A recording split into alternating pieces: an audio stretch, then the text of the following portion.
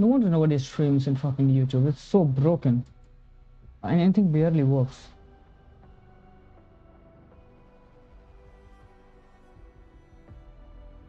Okay, fine, the normal ones.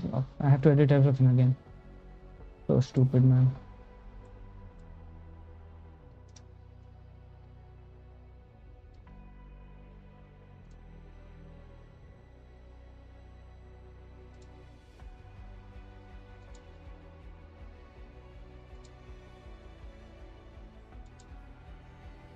Okay, now let's try the short one.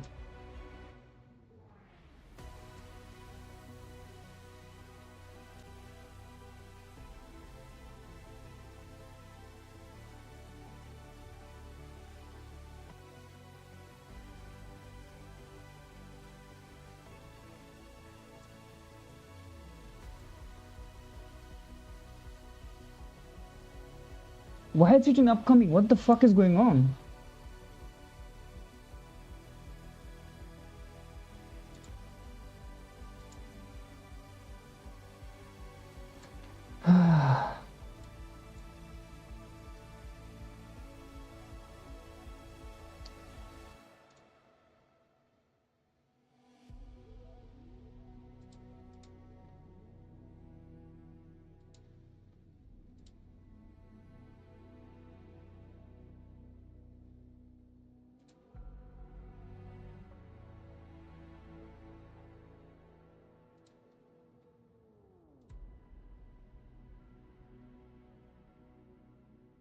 Finally. I had to set up my chat because of this shit again.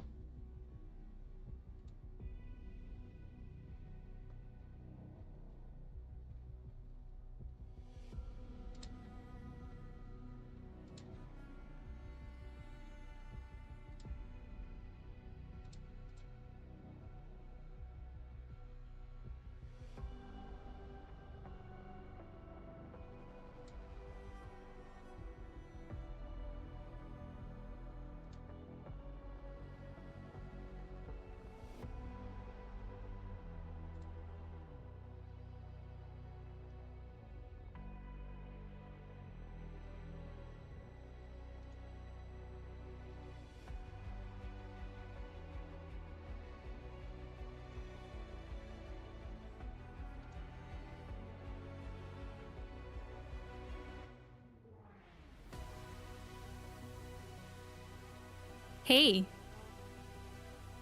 Oh, it needs to fucking pause. When I asked it to pause, it should pause. Why does it like...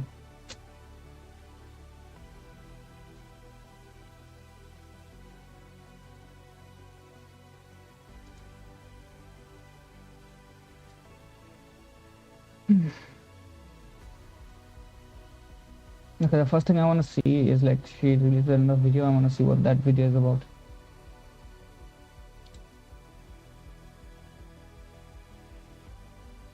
So, hello YouTube. If you are here, thank you for coming here. I want to check out Ordinary Biscuit's video on the new one. So, this is Ordinary Biscuit. This is a video. I'm gonna link her channel in the comments. That's not comments, I mean the description. I will do that. So I am still waiting for her build for Glade, but I can understand she got sponsored by Nexon, so she has to make a video about this, which is good for her. I hope someday I could get sponsored by them, but hey, we'll see. So I don't want to react to it. I want to see like what are the new what does she think a new player should do? I don't think this is a good time for a new player to join, but we'll see. We'll see what she says. Hey there. This video is not going to be your typical builds and math video. Yeah, I got but I've that partnered much. with TFT and Nexon to make a new player and returning player guide video. This will cover every relevant bits like the basics, quality of life, and growth systems. This video will be... I mean, to be honest, even if you are a returning player, I won't suggest you to return right now. I only suggest people to return when there is a new Ultimate Descendant released. Because farming for normal Descendant doesn't make any sense in this game. And I'm saying that because, how do I say it? there's no, you lose a lot basically. So in Warframe, if you want to create a normal descendant, there is the option to subsume them, right? And you get some resources back from this. In this game, if you waste your resources on a normal descendant, all of them are wasted unless you have this special thing that there's like a blue colored item. If you have that item, that can like transfer your normal descendant to your ultimate one. But if you don't have it, there's no point in it. So I have one for Serena because Serena is just too OP right now. I think the next one is going to be Haley. I think so. That's what people are speculating. But if one ultimate Haley is out, that's when you should join. Right now it's stupid. Don't join right now. If you're already not playing it, don't join right now. Separated into 3 categories: the basics for the new players, advanced for the returning players, and last would be the quality of life section of the video. This video is actually going to be a long video because there is so much relevant things to cover. How long is it? It's a 30-minute video. If you're a new player or returning player, you might want to sit back, grab some popcorns, and listen attentively. Yep.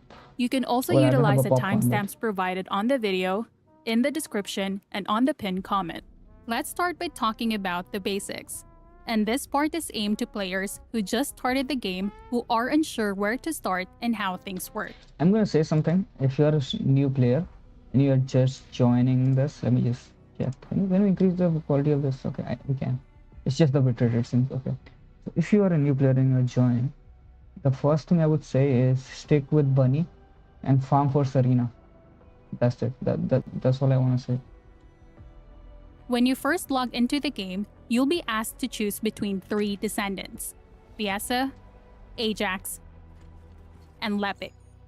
Choose whoever you feel like you're vibing with. He's gonna say that, but I would say the best option right now is, if you want to go straight up meta, that would be Ajax, because he is pretty good as a weapon platform.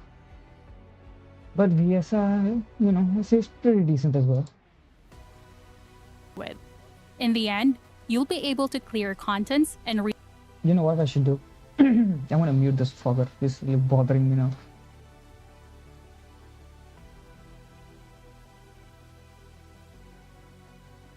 There. That's gonna be better. Research other descendants just the same. So now that you have your descendant picked, let's now start talking about how to strengthen your descendant. I am only going to be touching on this for a tiny bit when it comes to module choices. Modules are used as a growth system that further boosts your descendant's capabilities. And it's way more expensive than Warframe.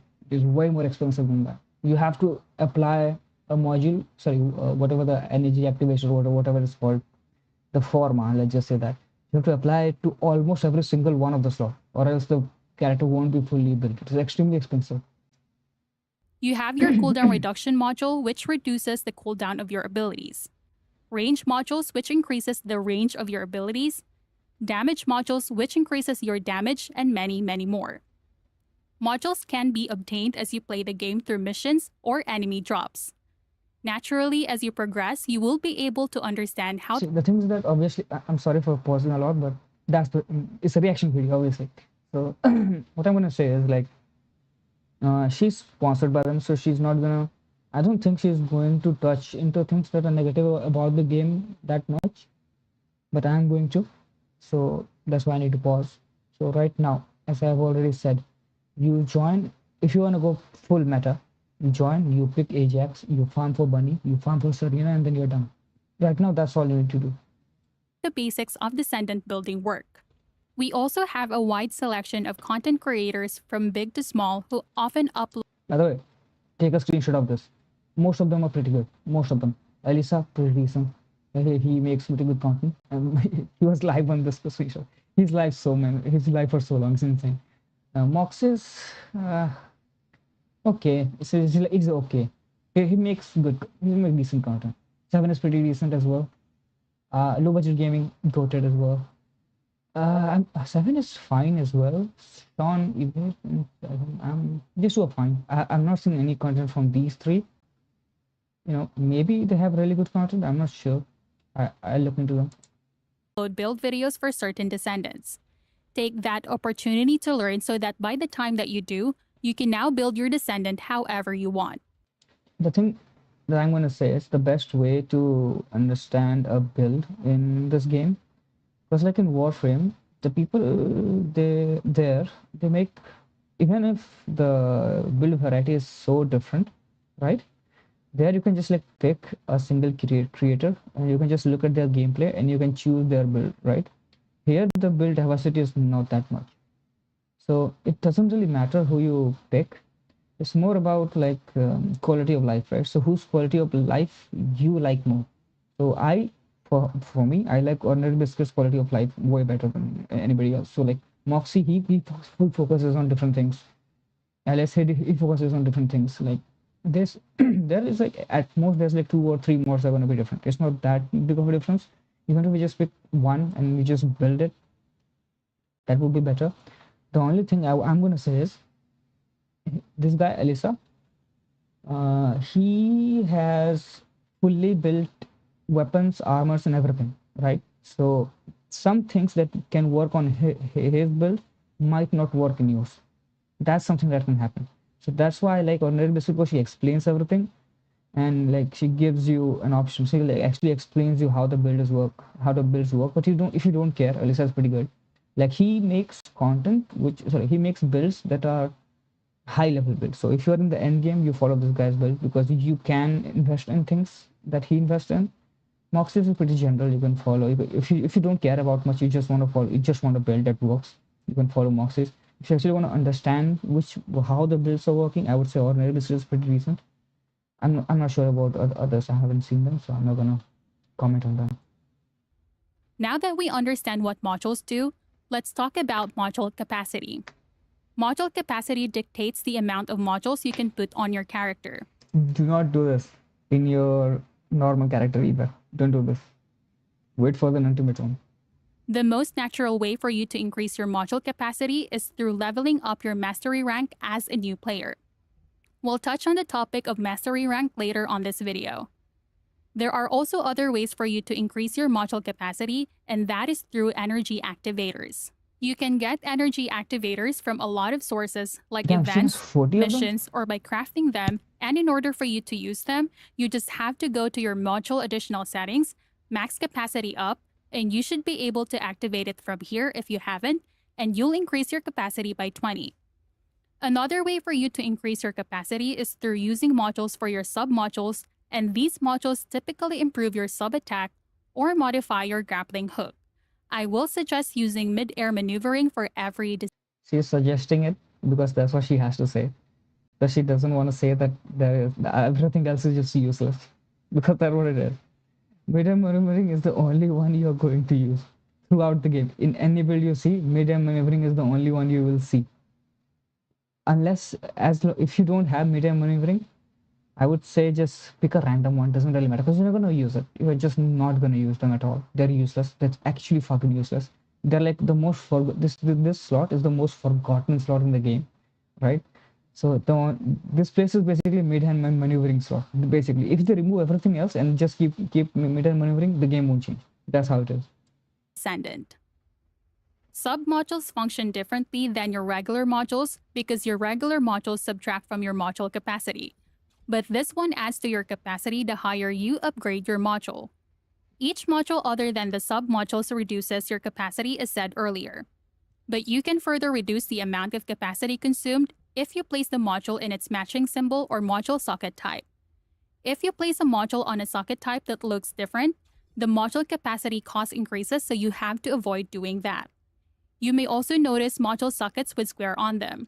That is a neutral socket type, and it does not increase or reduce the cost of module capacity. You can add different socket types. She didn't say it. Okay, so I think she should have said that, but it's fine. So let's just say you have a R here and you have this box here as well, right? So if you would think that if you move this M to this R, it would be like this, like 20, right? But that's not how it works. If it has the square, and even if it has other things like R, M, or other stuff, it's still not going to increase, right? So if you have M, if you just move this to here, and even if this has a R here, this will still be 12. So that's something you should mention. And it does not increase or reduce the cost of module capacity. You can add different socket types in a socket by going to Module Additional Settings and assign module socket type. Choose a socket, then select the required socket type for your module. This can only be consumed if your descendant reached level 40.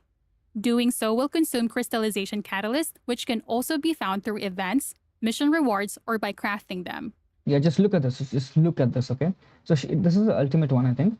So he should have like three or four maybe. So let's just say he has four, right? So 1, 2, 3, 4. Let's 1, 2, 3, 4. Let's just say 4. How many has she just used in it? And this, he has this many because the game keeps changing, the builds keeps changing, so you have to keep adding stuff. So just look how many crystallizing capsules you're using. Imagine if you're a Warframe player and you have what do you call it? You're using Forma.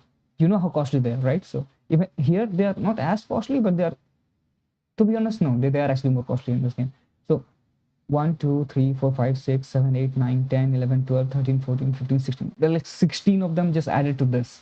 Maybe 17 if there were just two. Maybe there is not, but like let's say that.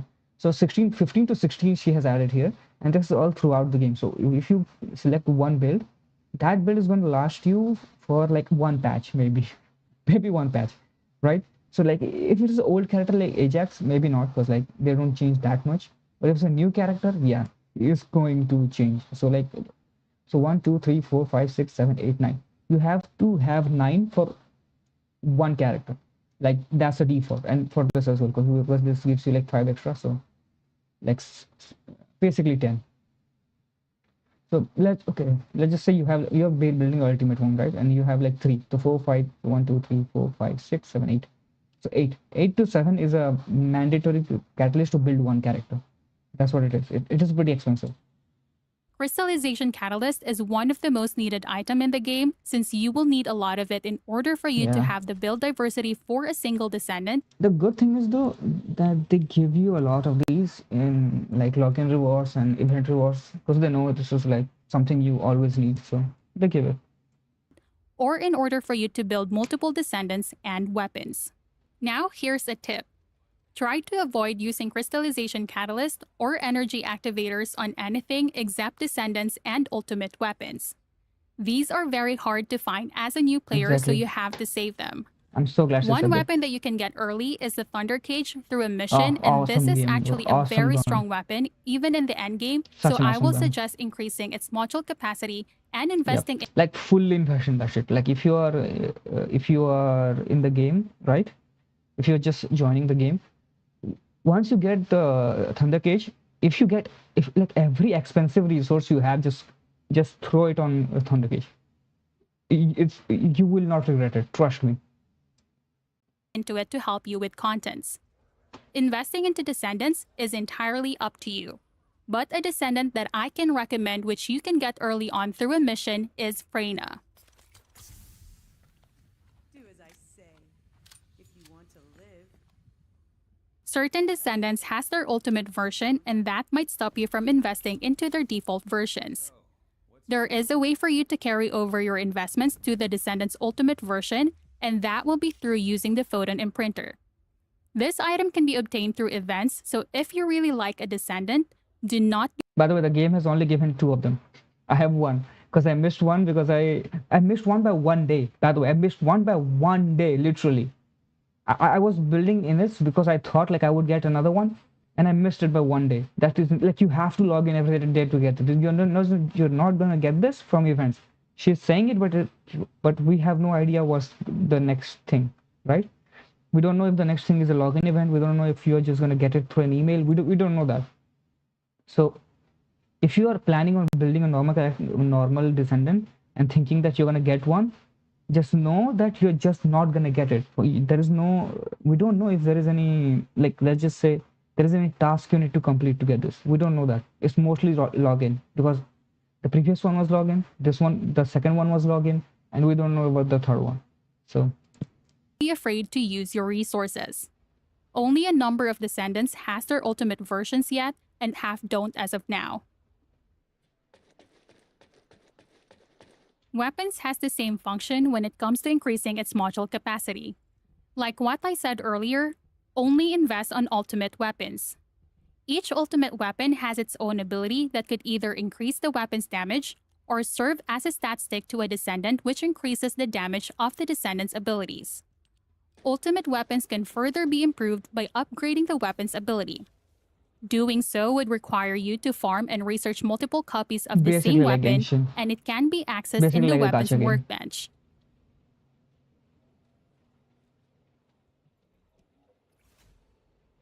Here you can also increase the tier level of your weapon by consuming a material weapon which has a higher level than your weapon.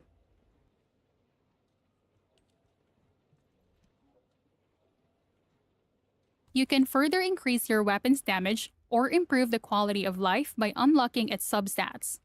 Doing so will require gold and adjustment control access, which is a material obtained through dismantling weapons. You can lock a selected substat, but the cost will also increase. Make sure that your weapon level is the highest first before you invest in the substats, because if you do, before you change its level, the values are going to be very low and it won't scale as you upgrade your weapon level. The react Okay, there is one more thing I want to say about this. The best way to upgrade this would be just so this thing increases exponentially. That's what I would say, right? So I would suggest you get at least one good gold and one good purple before moving on to locking something. That's what I would say. You can get this pretty readily because like you would be dismantling a lot of guns. So the more you play the game, the more you're gonna have this. You have to craft it though. That's something you have to keep in mind. You have to craft it, but you'll get enough, right? So what I would say is, first of all, like let's just say you want crit damage, right? So keep readjusting unless you have crit rate, at least crit rate or crit damage, one at gold and one at purple, and then you should lock the gold one. And then you should, I mean, you can lock both of them. If you get both gold, that's fine as well. If you have a lot of them, I would say keep rolling until you get both gold. Then you lock both of them, and then you keep rolling until you get one purple, and then you lock it, and then you go for a purple or a gold, basically.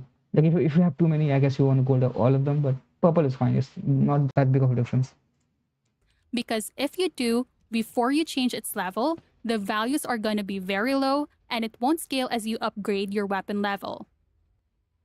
The reactor is a very important gear that will serve as the base for anything to do with skill damage calculations afterwards. As a new player, this will not matter as much, but essentially, you would want to match the reactor's element and archetype to the descendant you are using. This game currently has 5 element types: non-attribute, chill, toxic, fire, and electric. This game also has 4 archetype: fusion, dimension, singular, and tech. Archetype is different for every descendant, and you can view what type of arche they are using by going to the descendant list and hovering over to their abilities. Each descendant will have 2 default archetypes, but certain special transcendent modules can modify its archetype and change it to something different. Reactors will give you bonus damage calculation if you match the element, and bonus damage to the ability on which you match the reactor archetype with. Reactors start with a base number and can be further upgraded in the auxiliary workbench. There's nothing to say here. This is a bit expensive though, so you should like make sure You can that this farm is the one that reactors you want across and then contents, upgrade and it. missions and farming locations rotate weekly, but they also have fixed locations. You can check the current farming spots by going to the map and difficulty level rewards.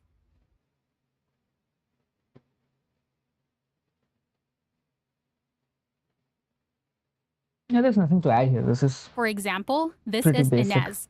She is an electric descendant who uses tech and singular archetypes. However, when I equip her with Time of the Hunting Hound's Transcendent module, her archetype across all her abilities become tech. So the reactor that I will be using is the electric tech reactor.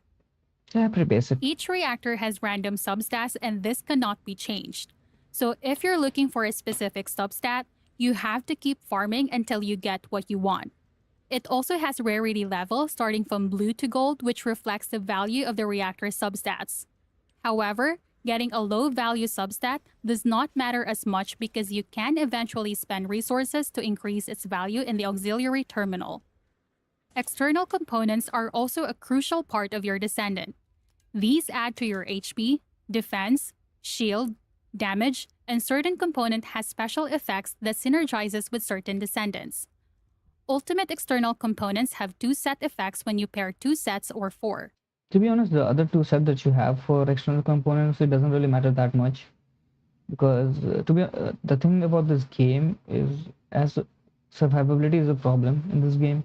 If you don't have a defense mod and 2 HP mods, you are going to get one shot by most things. So this um, external component, you use them for max HP and max defense and other stuff like MP recovery in combat, max MP. You know that she has MP recovery. These are the things that you don't really want as a new player. Like just look like, I mean, as a new player, you don't really care about anything. Like just having them is more important than these. So set your junk to, first of all, like first you set your junk to not throw any of them if you're new, because you need at least one full set of each. Once you have one full set of each, then you can set it up. But there is an issue with the junk system. Like you cannot set which set which set of external components you want to junk, right? So let's just say you have all these green ones, right? And now you want this green to have HP and defense, the bottom one. Let's just say you want MP recovery and max MP, just like this one, right? You cannot set it up in a way that you like other ones of this set are gonna be disabled, sorry, not dismantled, but so you understand what I mean, right? So if you want a whole set, like let's just say you are going to farm for external components, right? And your junk is set to only receive things with MP recovery in combat and max HP, it's going to dismantle everything else. So you have to like keep turning the junk enable, and like auto junk, you have to just keep like if you have a dog, this is what I'm talking about it. If you have a dog, because dogs, they just dismantle things by themselves. They dismantle things depending on your junk filter, so you have to like keep like setting this dog to like stop dismantling things. Then you farm your external components, you see that you got new ones, and then you favorite them, and then you re-enable it. So that's a bit of a problem. I hope they can fix that. Specific external components can be farmed in specific bosses, specific dungeons, and specific areas, and they also come with random substats that further boost your character's stats. This also has rarity values from blue to gold, which can also be enhanced in the auxiliary workbench.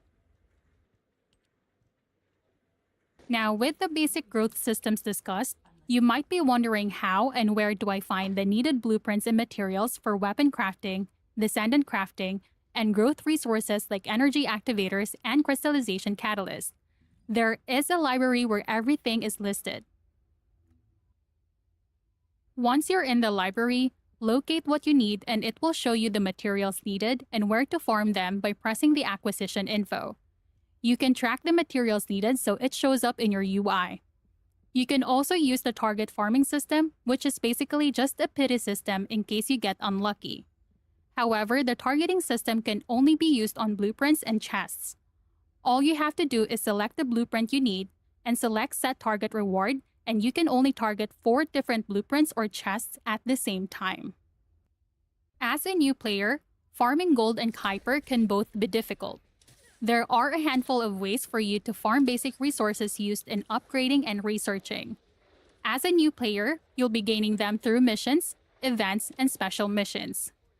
Gold can actually be obtained everywhere, and you naturally accumulate it as you progress. One way you can farm gold is by doing the invasion missions daily. These are marked on your map by an exclamation mark, and the dungeon has a different symbol.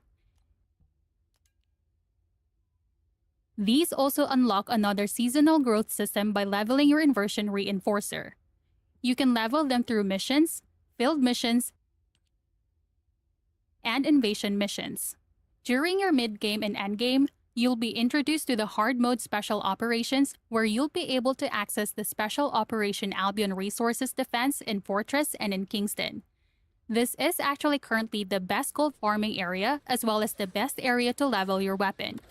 And Yeah, you can Freyna get is a the lot of best gold, descendant but to use in this operation if you took my suggestion earlier.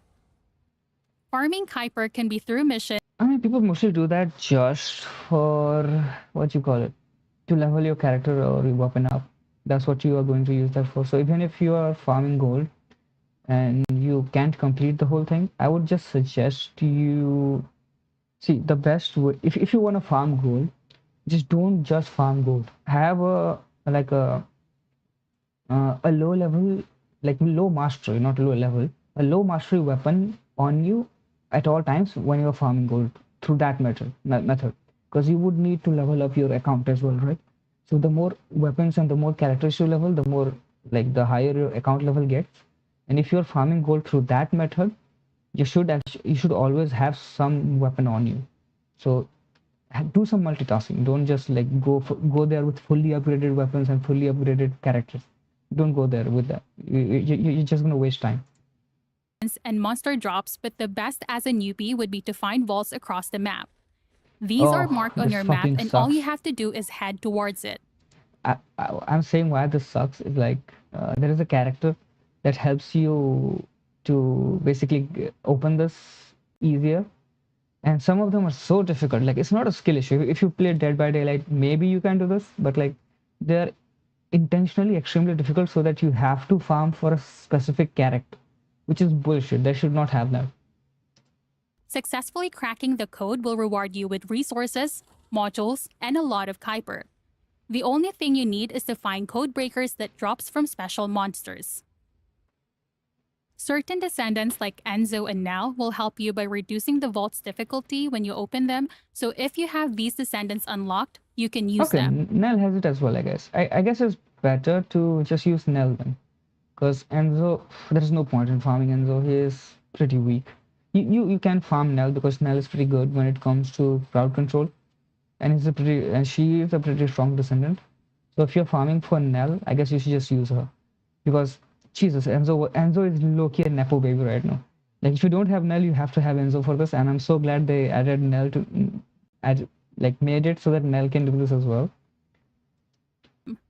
Later on, modules will have duplicates and you can either dismantle them for even more Kuiper or combine them to receive a different module with a chance to receive modules that are in the next tier. This can be accessed through Cillian, the same NPC for when you enhance your modules. Hey there. What can I help you with? There are plenty What was that, bro? Did she hate him or something? Okay, I would say one thing, just like in Warframe, don't combine them. There is no point. There's literally nothing. Like if there was a targeted way to do that, then I would say combine them, but there is none.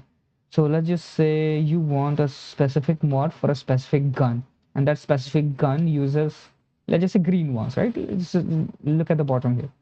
Let's just say he's like that gun uses green mods, okay? And you want a green mod. Even if you add all green ones, it's not gonna give you a green one. Okay, it's just gonna give you a random one, just a higher level, but again, not specified to green one. If they made it so that like if you use 4 green ones, you get a green one, yeah, maybe I would ask you to combine them. But right now they're not useful. of ways for you to level your character. You'll naturally gain them by questing and defeating mobs in general. But there are certain contents that gives huge amounts of experience, and the best would be the Kuiper Mine Blockade special operation from White Knight Gulch Yep. and from Sari Land. So this is what you're talking about. Like this also gives you a lot of first of all a lot of Kuiper and gold. If you're farming for this, I would say again take an low level weapon, sorry, a low mastery weapon or a low mastery character and ask for help. People will help you because everybody is upgrading something at all times. Even if you just go there and be a leech, I don't think people are not going to have an issue with that. So just ask for help in chat. Somebody will help you. Leveling your descendant and resetting them using crystallization catalyst resets your level to 1. Don't worry, your stats remain the same. You just have to level your descendant back up if you're still planning to catalyze them again. The same thing for weapons. You naturally level your weapons by just doing contents, and the best place for leveling your weapon is through the Albion Resource Defense Special And by the way, I have to say this as well. So if you have already added a crystallization catalyst to a weapon, And if you think that you can go there and upgrade it again and then you will upgrade your account, it doesn't work. Just like Warframe, it doesn't work. So you have to have a new one. So there's a two different, one level and one is mastery. So once you have mastered a weapon, you cannot master it again. Okay, so the first time you master a weapon, it increases with the level. But once you add the crystallization catalyst, the mastery doesn't go back down. Only the level goes down. So you have to have a random weapon. Operations in the fortress and in Kingston. The only different thing with weapons is that the primary weapon you're currently equipping receives the full experience, while your secondary and tertiary weapons receives reduced experience. Now, in the topic of mastery rank, you gain account bonuses that benefits all your descendants, weapons. By the way, we still don't. There's one thing as well. So let's just say you have 3 weapons, right? You know what? There are 2 weapons in the screen. So I'm gonna say, let's just say you have 2 weapons. This one is fully leveled up. This one is not leveled up. You are using this to kill enemies. You would think that this one is fully leveled up, so every single XP should go to this one. That's not how it works. It should work like that, but that's not how it works. And your overall account. This will give you bonus module capacity for your descendant and weapons, reset slots, inventory slots, storage slots, and many, many more. Leveling your mastery rank will also unlock contents that are locked behind a mastery rank level and gain access to new areas and difficulty. Leveling your mastery rank happens naturally. The first time you accomplish a mission, you gain mastery rank experience. Every mission has mastery rank experience reward except the higher difficulty contents the first time you clear it. You know which missions when you see this symbol when you hover over the mission details. Leveling descendants to 40 once, including the default and ultimate versions, also provide mastery rank experience. Leveling your weapon to 40 once will also give you mastery rank experience from normal rarity to ultimate rarity. As a newbie, you'll also be playing an inventory management game. Oh, that's so The game true. actually throws a lot of weapons, reactors, and components at you. As a piece of advice, every time you obtain an ultimate weapon, make sure that you favorite the weapon to avoid dismantling it. Do not throw away ultimate weapons even if you think that it's useless. And as a newbie in normal mode, equip what gives you better stats and dismantle the worst ones. By the time you unlock hard mode, you should already know at least what's good for your descendant. This way you'll know what to keep and you'll know what to get rid of. Again, the First Descendant has a handful of content creators who regularly upload build videos. You can watch videos for reference until you're confident enough to build on your own. Through this, you'll be Gosh, able just to one-shotting distinguish that what's thing. best for the descendant It's you're insane. using and make a logical decision what to keep. This will help manage your inventory. Inventory is such an issue in this game. It's such an issue. Like even if you are in the late game, you're still gonna have a problem with. You're still gonna have problem with your inventory because the later you are in the game, the more descendants and the more weapon you have, and the more space you need for your reactors and stuff. So I would say, to be honest, I would say do not favorite any reactors. And reactors are these, by the way. Let me just go back. Yeah, these things are reactors. So I would say do not favorite them. Just like farm them when you need them. If you have, because you're not going to have space, trust me. Because you need your space for external components. There are 4 of them for one of them. For one set, there are 4. There are so many sets, right? And all of them and you will need every single one of them. And you will need to store them in your either in your inventory or your box, the other box that you have, the other whatever it's called, like the one in the Albion, right? So you're gonna need them for this and your weapons, the weapons that you're not using, because even if the ultimate weapons are bad now, they might get buffed later. So you're just gonna store them in Albion as well. So reactors, there's no point in it. Again, if you have space, it's fine. You can just have them in your inventory as well. It's fine. But if you are in the late game or even if you're in the mid game, I would suggest to basically just dismantle every single one of them and just keep the one that you're actually using. You're not gonna have enough space. But you'll know. The junk filter may look confusing, but essentially, this allows you to filter options you want. Experienced players already know how to use this. And as a newbie player, I suggest not dismantling any ultimate reactors at level 100. So your junk filter for your reactors should look like this. See, the reactor one, she's saying that, but I would say this. If you are dismantling reactors, like it depends on how many characters you're using, right? Let's just say you're using Freyna, and she needs a tech one, she needs a tech with toxic, right? She needs toxic and tech.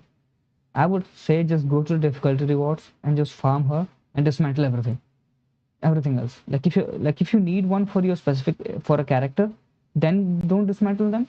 But if you have every single one of them for character, dismantle everything. There's no point in keeping them.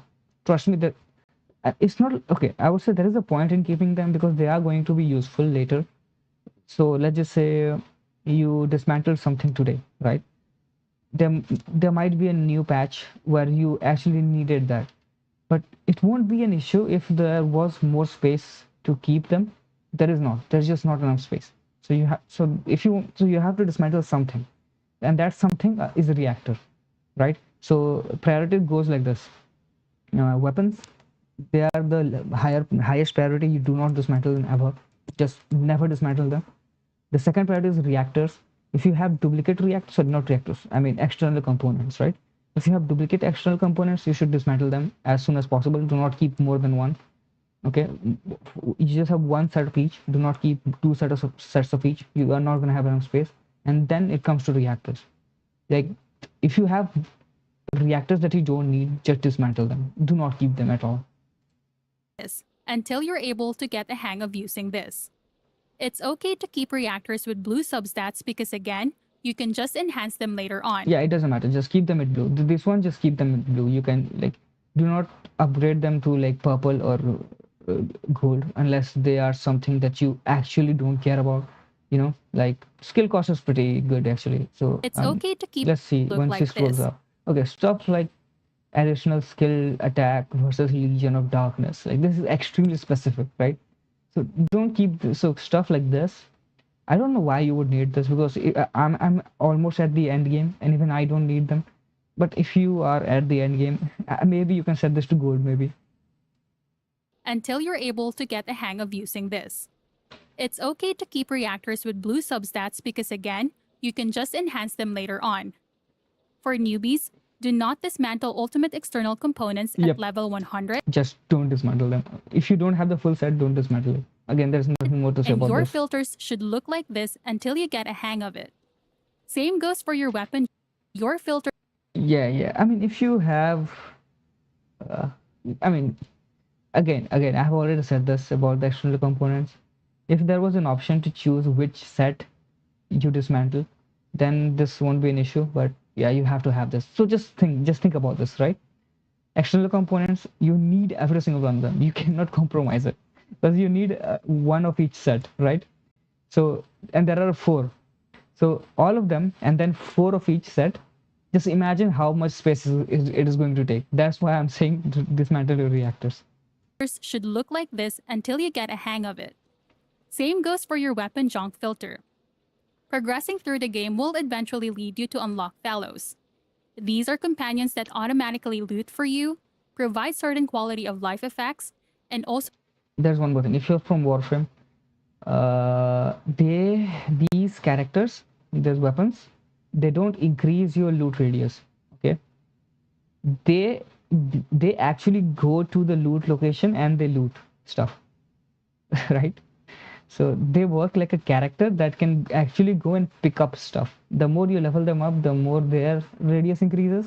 But again, they actually have to go and walk there. So don't think of this as an actual like increase on your part. It's not you're not increasing. The character itself, he is the one that actually goes and actually fetches them. So sometimes he can miss stuff. So you have to go and pick them up by yourself. Will automatically dismantle items tagged as junk. Pretty simple system and a massive boost to your quality of life and helps with your loneliness. Now that you've farmed all the materials and blueprints, you've gotten your amorphous materials from dungeons, now you're ready to open them. These can be opened all at once in the new shaping device next to Anais. This might be new to returning players, but essentially you no longer need to fight a boss or interact with a fusion reactor to open them. You instead directly head to this terminal and open them. Shape stabilizers drop from certain operations at a set chance. These essentially increases your odds to obtain the rarest material from the amorphous material. The advanced shape stabilizer can be crafted, and this reverses the odds when opening the amorphous materials. Now you've built your descent. Okay, I'm going to say one thing about this. Let's just say you want a higher level reward, right? You should do this. It is better to have more of them than actually use this. But if you want to use it when there are more than one gold. Let's just say there is one for this one, right? Whatever this is. You have one of this. Let's just say this one was gold as well, and you need one of this as well. So then just use one of this, or else don't, because it's not worth it. It's better to just like go through the whole thing again and complete it, rather than using that. If you have too many of them, like she has like 45 of them, like obviously it doesn't matter to you, but you're not gonna have this many of them. Trust me. If you play this game every day for like 1 or 2 hours, yeah, you are going to have this much, but mostly you're not going to have it. And this reverses the odds when opening the amorphous material. External component.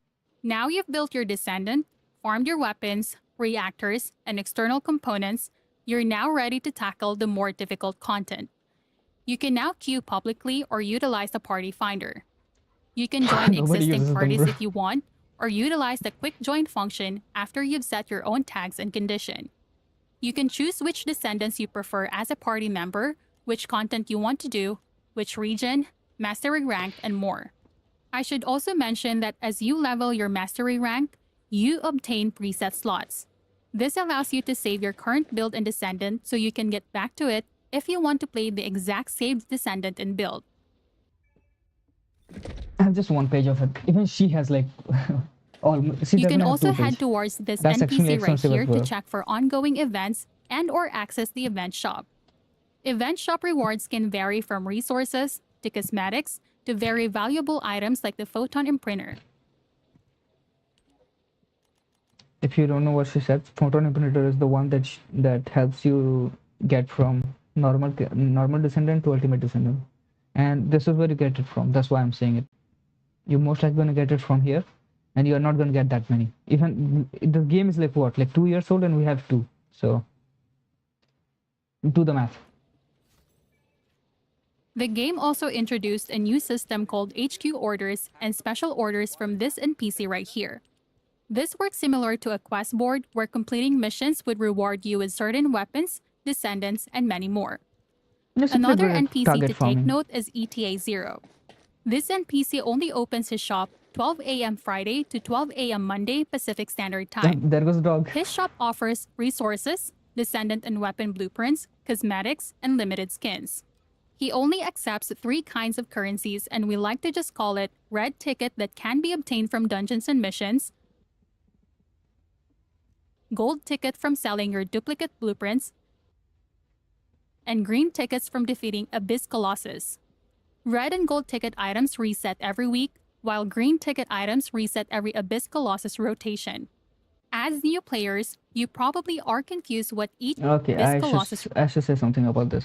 So the gold ticket, the best way to get them is through dailies. So you remember the, let me see. Oh my God, it's gonna be so difficult to find this. Archetype reactor. What was the gold farming one? Target farming. Yep. Can you look at this? Let it load actually. Jesus, why is it so slow? gold is by Yeah, so you do these, right? So when you do this, you're gonna get components called Haley components. You're gonna get a lot of Haley components. Like basically, if you're from Warframe, do you know Harrow Chases? Yeah, this is the Harrow Chases farm. Basically, you're gonna get Haley components, a lot of them. So you can just like dismantle them. You know. Let's see, TS0. Yep, that's it. As new players, you probably are confused what each of the settings does. The relevant settings would be under the gameplay. Here you can choose what to display, hide the companions if you want to, or adjust your UI. If you're somebody who likes testing your damage, you can filter your damage numbers to show the weapon damage, element damage or ability damage.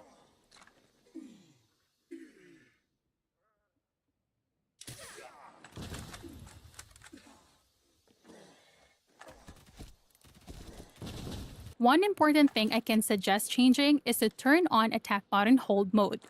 This allows you to continuously fire single-shot weapons or burst rifles by just holding your trigger button. She found it. There it is.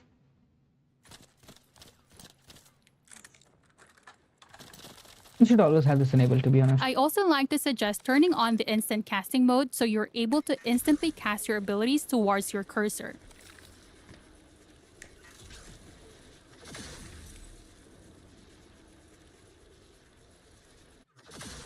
Yeah, just have them enabled, to be honest.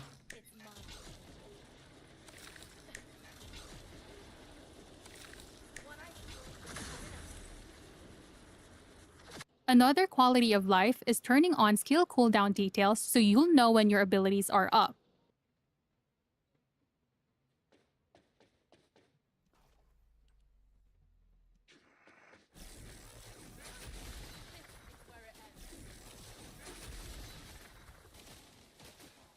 Other quality of life settings is you can show or hide explosion effects. The Oh, you effects should could hide be a it. little bit too Should much in this 100% hide game, it. especially when you have 3 or 7 other players with you. These could cause optimization issues and either lag your game or the effects are too much up to the point where you can no longer see anything on your screen. Adjusting the effects will be able to help you with that. I would also suggest turning off motion blur on your graphics if you want to. I don't think you need to say this. I've Now already that the done this. basics have been dealt with, we will Why now is be it even in the discussing game, some bro? of the more advanced topics for new players and returning players who didn't have Jesus. these systems before. One thing they added was that players can now obtain the previous Battle Pass weapons from Deslin. You can buy the blueprint with support coins. Support coins can be earned when you enter an infiltration operation and enable the accept other infiltration support.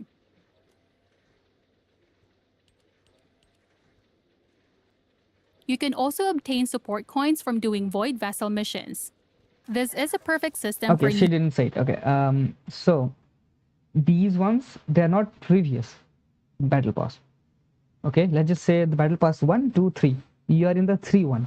You're not gonna get the 2 one. You're gonna get the 1 one. You understand? So it's previous one. So this is the previous one. This is not the previous one. you and returning players to obtain meta weapons that was only available from previous Battle Pass rewards. Weapons and external components can be further improved when using cores. For weapon cores, these can be farmed through a number of specific contents, but the most efficient farming location for this would be in the Void Erosion Purge, which can be unlocked when you reach Oh, this Mastery is so Rank difficult 18. as well. This dungeon is somewhat difficult, but is doable by any descendants. Progress through the stages when you Any descendant? I mean, if you want headaches, yeah, maybe.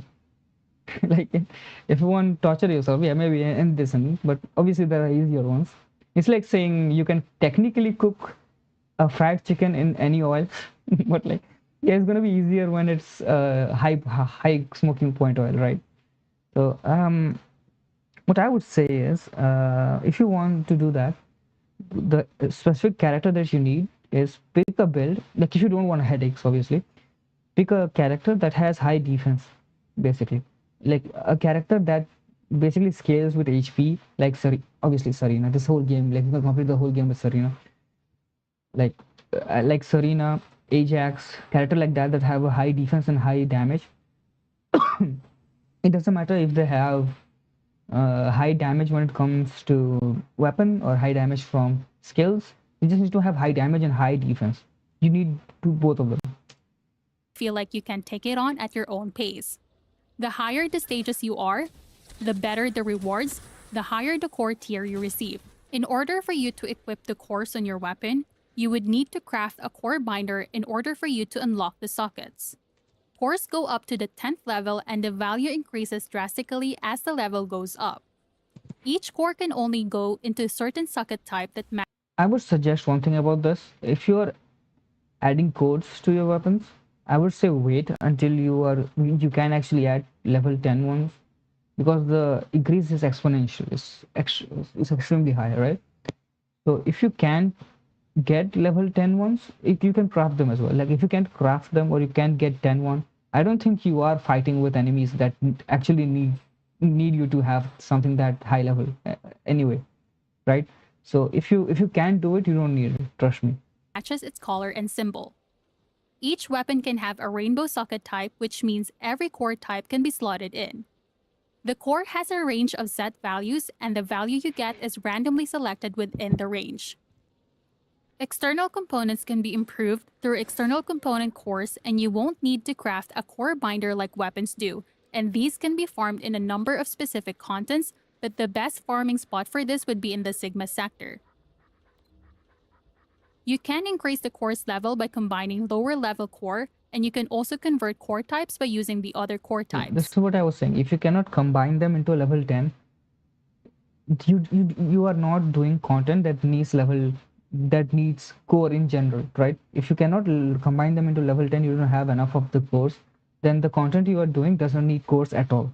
That's what is going on. Like if you are doing less damage, or if you don't have enough damage in your weapon or something, or your character, trust me, it's not a core problem. You need to do something else. However, converting or crafting is expensive. This can be accessed through the core crafting bench just across the auxiliary workbench. Arcade tuning is a growth system that can be leveled across multiple contents, but is highly efficient leveling it on Sigma sector. This allows you to access the arcade tuning board, which further Yeah, boosts your descendant things skill like or this. weapon damage, or even quality of life. Reaching the four corners of the board will allow you to equip mutant cells that gives bonus damage or quality of life. The arcade tuning level is shared between the normal descendant and their ultimate version. You don't have to re-level it again after recatalyzing your descendant as well. Sigma sector drops the earliest versions of mutant cell, and the other mutant cells can be obtained in the Axion planes. Axion planes is a high difficulty content that can only be tackled if you have a decently built descendant. The enemies here has very high resistances and damage. This area can be unlocked when you reach Mastery rank 15, and this place consists of various difficult dungeons, and this is also where you'll be able to fight the Wall Crasher.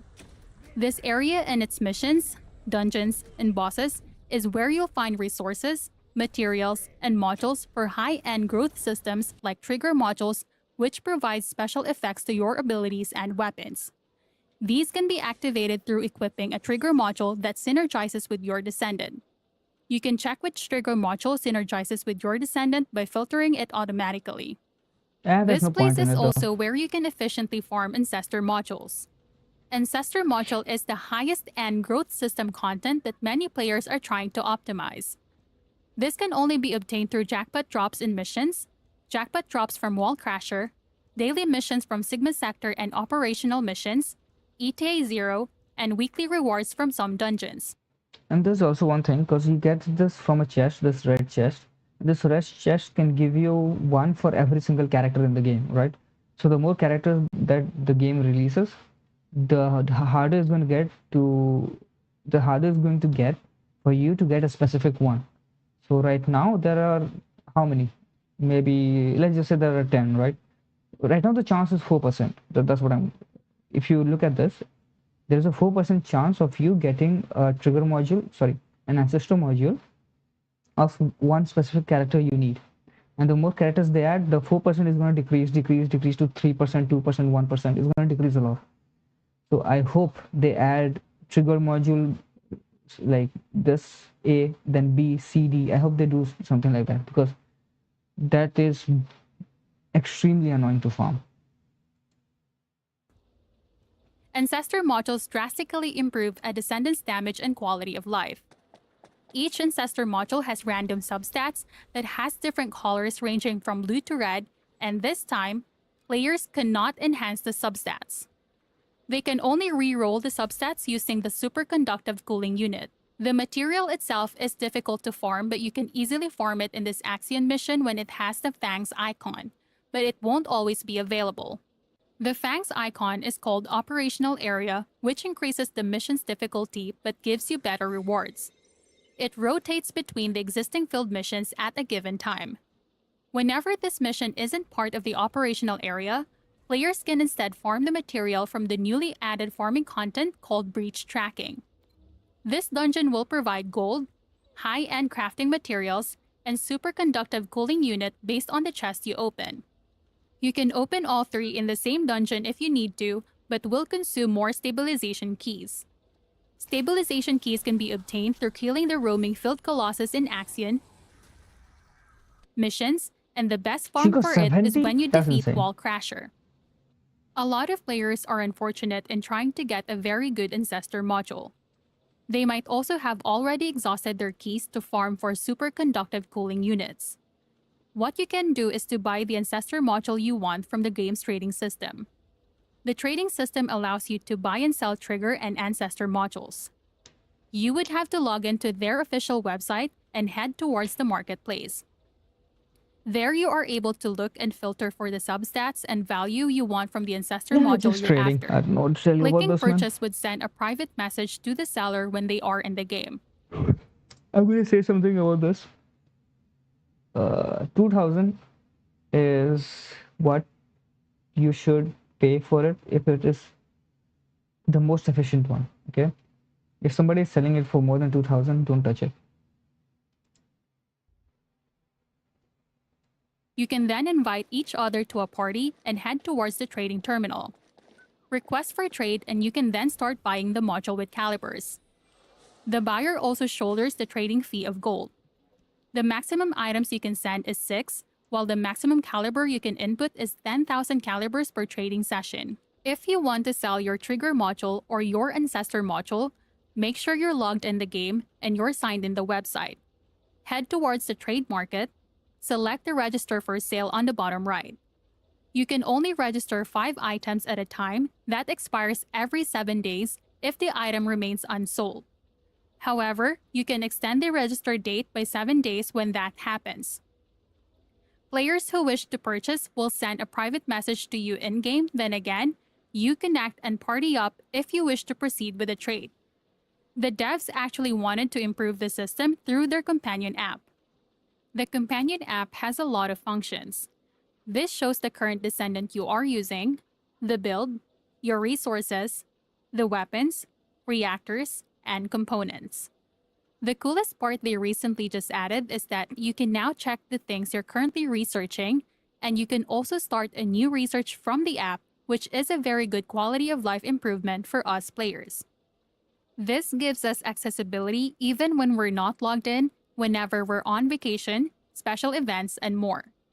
The app also has a library where you can look things up, just like how you look things up on the library in-game. I wish you could do the dailies from this. Like, you have to log in daily, right? I hope you could just do it through the phone as well. Because, like, come on, like, if I guess the daily login reward is to increase the Steam charts, maybe. Because like, why else would they not let you log in through this? Because I think the login reward is just for you, for the, you know, for Steam charts or for other stuff like that. I think that's why they have it. The app also is a great way for you to earn gold just by logging in every day. You can search for the app on your mobile phone app store. Unlocking Axion Planes will also introduce you to new quality of life systems like global research time reduction buffs and the hover bikes. Now, the next topics are not necessarily important but could be of huge quality of life improvements to new players and returning players. The first one is that players can now view other players by inputting their ID on the Socials tab. You will see their current Descendant used, their build, weapons, components, their location, and more. And if you wish to be competitive, you can look at the leaderboards and be able to see the build that achieved the time. If you do not want to look up builds and try to make a build yourself, the laboratory has been updated to display different types of information related to your damage. However, this does not accurately show your DPS because RNG is a factor. The best way you can do is to understand how the damage formula works, how the ability works, and how things in general work. Then calculate them yourselves against the enemy's resistance and effective hit points. But that's more on the advanced side of things. The laboratory gives you a rough estimate for your build. We also have what we call Lounge. Here you can display all your collectibles and all your Descendants in different emotes. You can expand your lounge to access the hover bike showroom, the diorama showroom, and more. You can also invite your friends in your lounge if you wish to. There are currently 2 spawn points, the one near the lounge and the one near the important terminals. The one near the lounge, what does that mean? The one near the lounge and the Okay. one near the important terminals.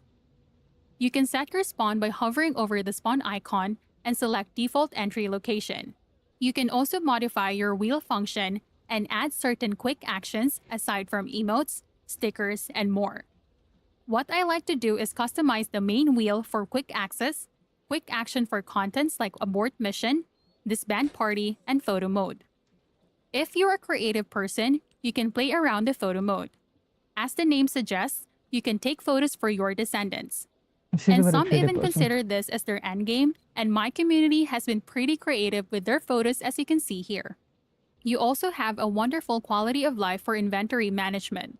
You can search the item's name, item type, and search the substats you're looking for. Filter option is also available for bulk searching. The detailed filtering option is very simple to understand, so play with it when you can, but I almost never used it. Yeah. The searching option is Me good neither. enough. If you're a completionist, you can try going for in-game medals and titles through journal and awards. I don't think anybody You'll cares have about that. various account missions, I don't which think anybody rewards cares you with about this. cosmetics, account cosmetics, and titles. You're I mean, if also this able happens, to it receive happens. medals by Nobody actually completing farms this. specific missions. But hey, you can. If you're playing on your Xbox or PlayStation and are subscribed to Xbox Game Pass or PlayStation Plus, do not forget to claim your in-game freebies. A lot of people forget to do so, and I hope that you don't. Yeah. You can claim these through the shop or through the caliber section on the shop. Now that we have everything covered, I wish that new players and returning players could now easily navigate the relevant systems in this game. If you have any other question or you need help with anything, do not hesitate to ask people. It is unfortunate that resources in this game can be scarce, especially for new players. Like I said earlier, you can look up guides on YouTube, ask some content creators in order for you to not waste your resources. This does not mean that you have to always follow somebody's guide, but use this as an opportunity to learn so you'll be able to build your weapon and descendant on your own. With that said, hopefully you enjoyed the guide and that this video was helpful in any way. I know that it this was was. a lot of yapping, but I just wanted to make sure that we cover all, I mean, to if be not fair, how do you majority make of a the content like relevant this without topics yapping? to make sure our new players get a smooth start and for our returning players to get caught up with what's new. That's it for the video, guys, and I'll see you in the next one. Yep. Bye. And just look at this, look at this, look at this. What is this? Look at all of this, okay? And subscribe to her, obviously.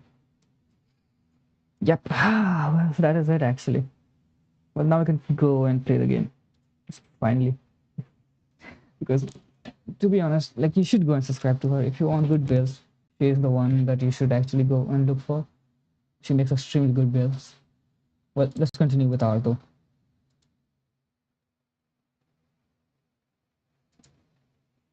Oh yeah, right. I have the sound disabled.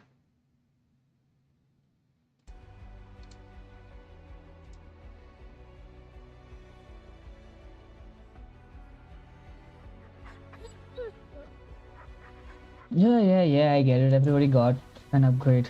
And my character got my character got the nerf. I get it.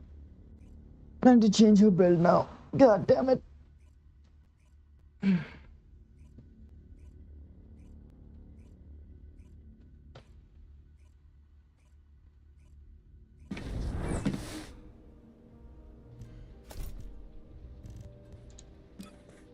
What do you even do? How do you even get that? Whatever, I don't really care about that.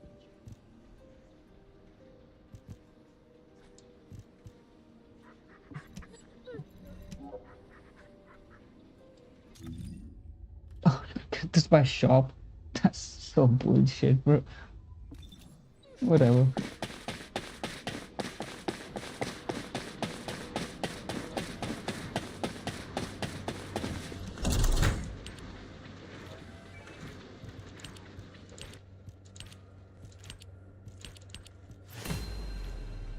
Controller resolution. Yeah, who cares? Now Now what do you want? Go on, I'm waiting.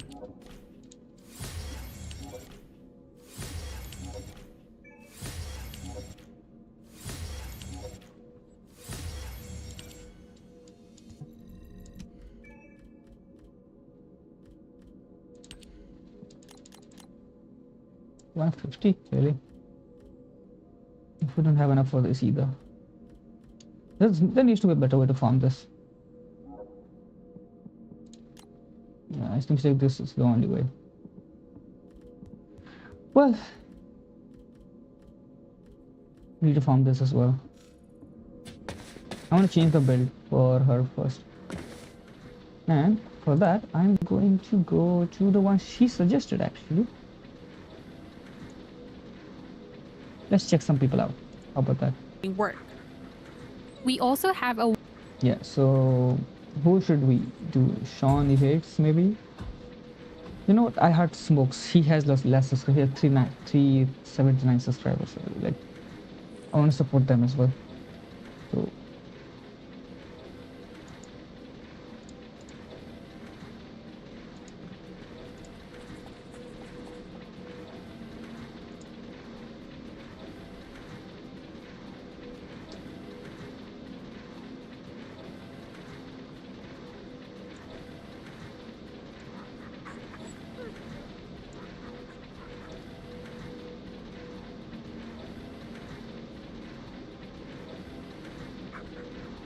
oh my god, even if you search for him, you don't get it. What? Are they shadow manning him? What the fuck is going on?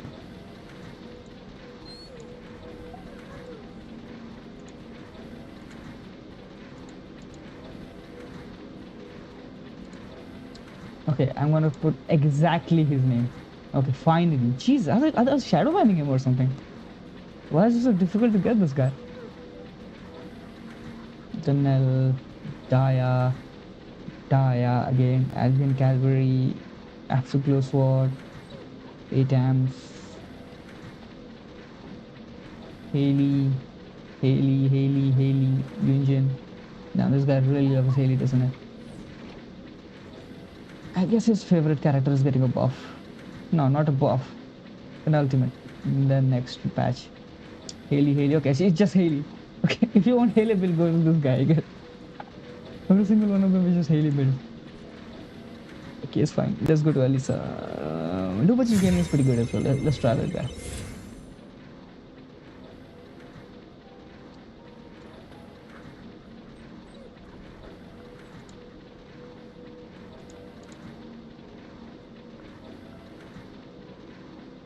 Ah, there you go. Exactly what I was looking for.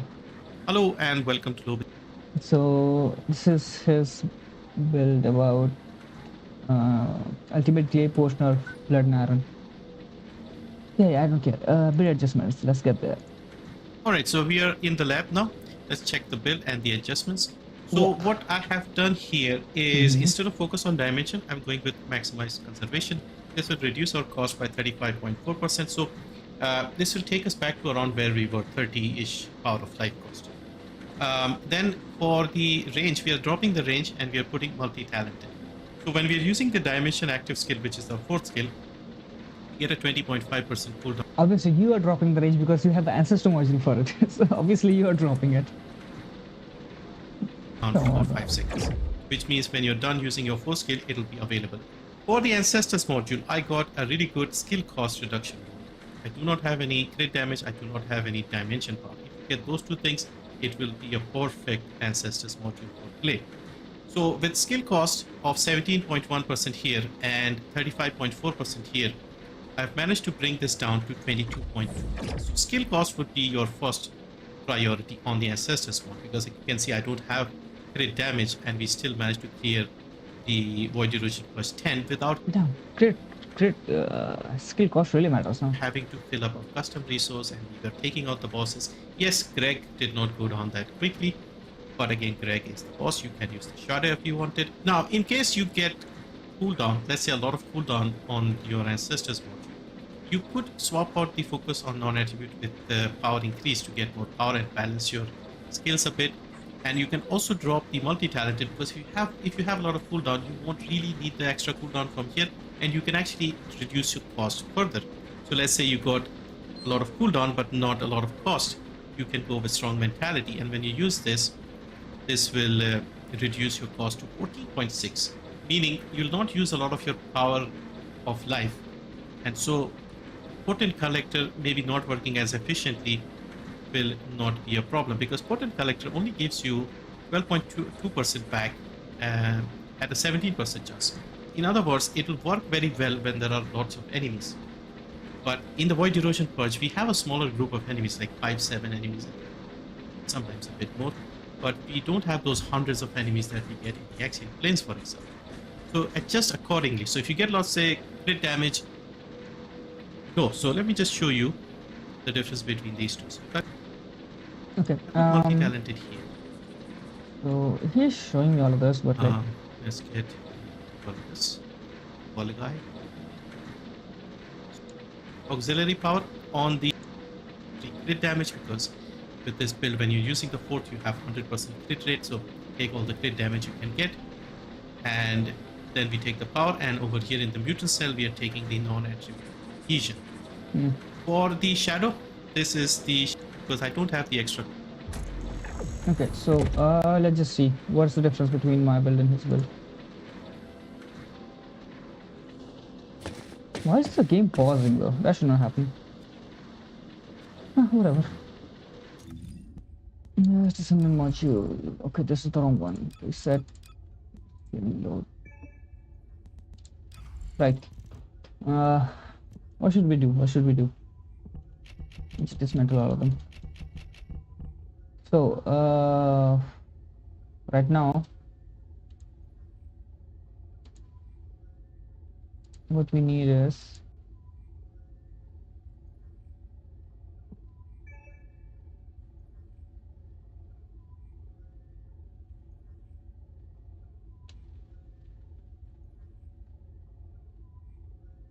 first of all, we need potent collector. That's something like we need. That's not a negotiable. So potent collector.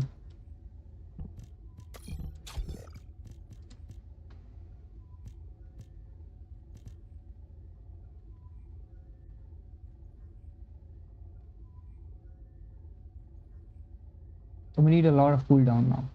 Not that many cooldown, I think, but we need some. I guess Nimble Fingers and multi-talented would be enough.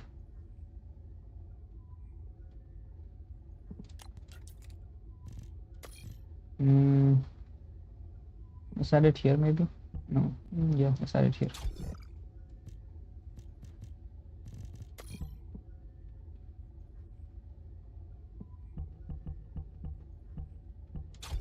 Add this there. Nimble Fingers, multi-talented. And skill cost, cooldown. What do we have for that? Because we need a lot of them. We need a lot of them.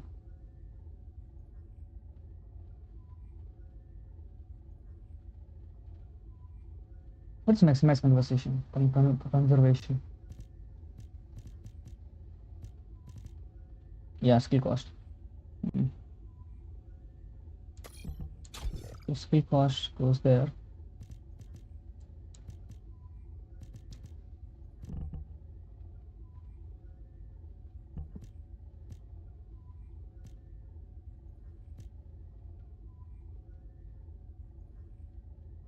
Frugal mindset could be useful, maybe.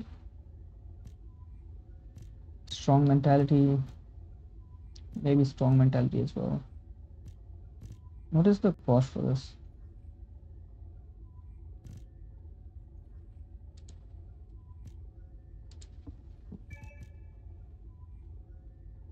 Skill power is, yeah, I know. Skill cooldown, life cost 32. 32 is a lot actually. It's gonna consume 3 of them for like 1, which is a lot.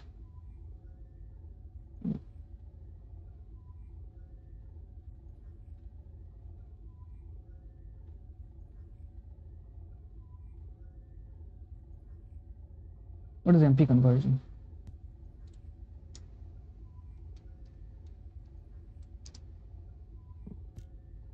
Yes, cooldown again. What's the cooldown on this? Cooldown is 12 seconds.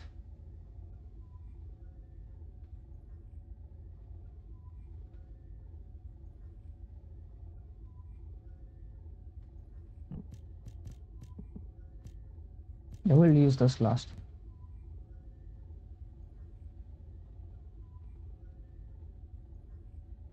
Let's do the damage one at least, because we need crit damage.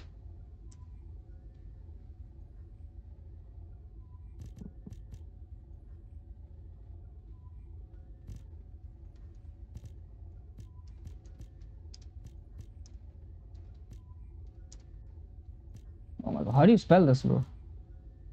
Critical hit damage, okay.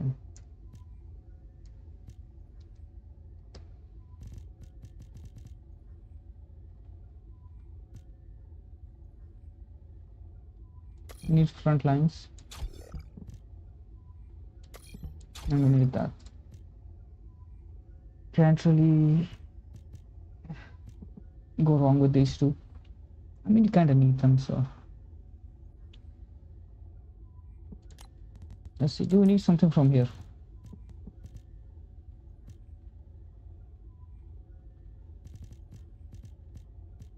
I don't think so.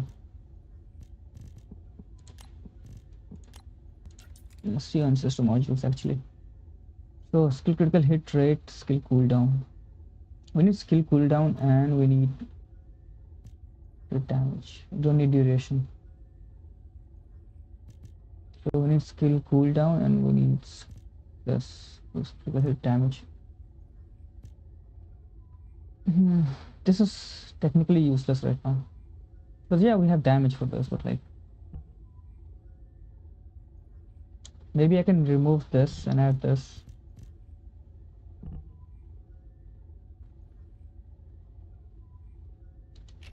Yeah.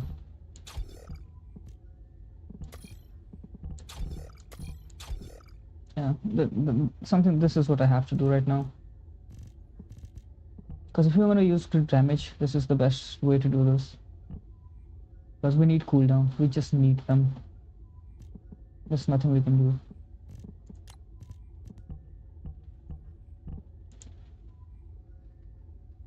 Why do I have space for R? Why do I have that? It's a singular, what is it? It's dimension. Non-attribute as well. Oh yeah, for range, right.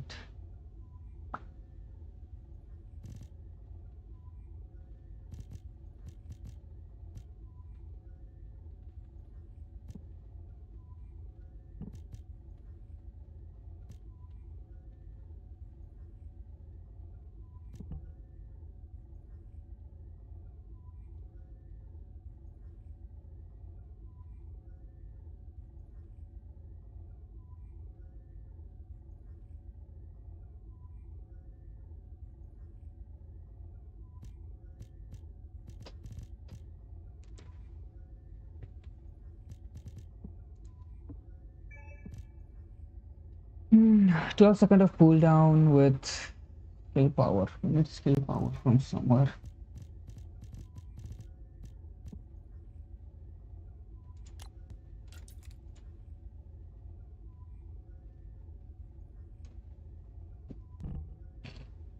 Should we add non-attribute or should we add singular? I think we should use.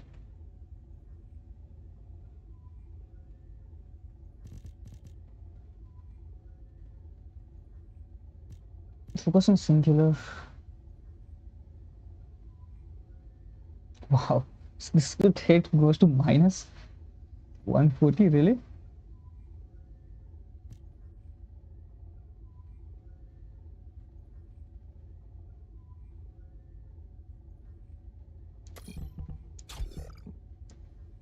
Yes, we should use some range. Maximize range. 94%, 92%. Just one of them is fine.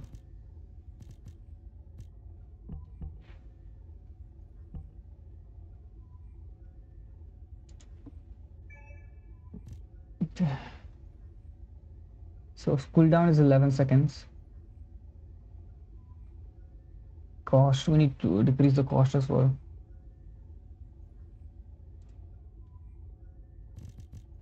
No, we don't have no space for this.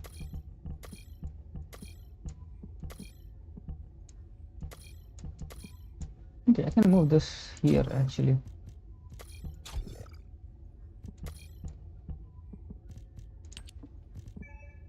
Now what? 24. 24 is good. 24 is good.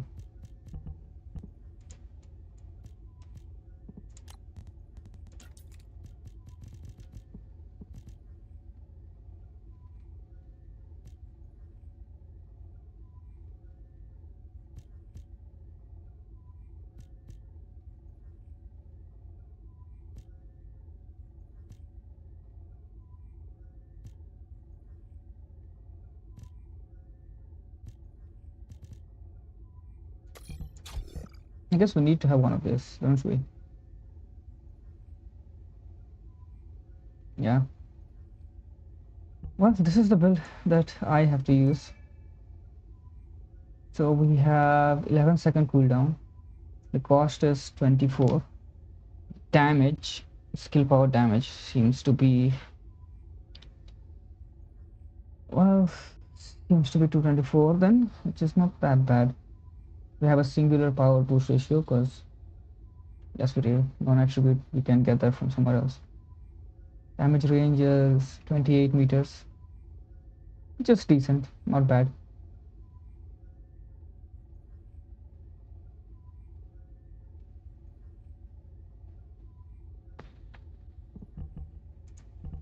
Here, cooldown and damage is the best thing you need. At least no, actually cost and crit damage is one that you actually need. This one is not that good.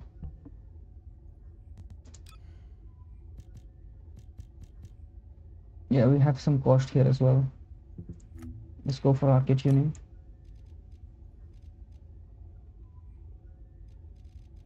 We have to go all the way here, it seems. Because we do need skill power. We do need it.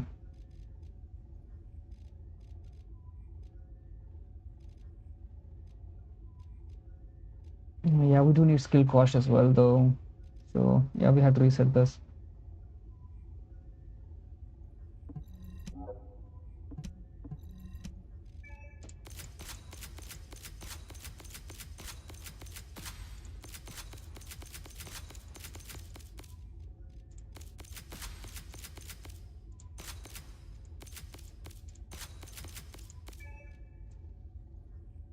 Ah, right.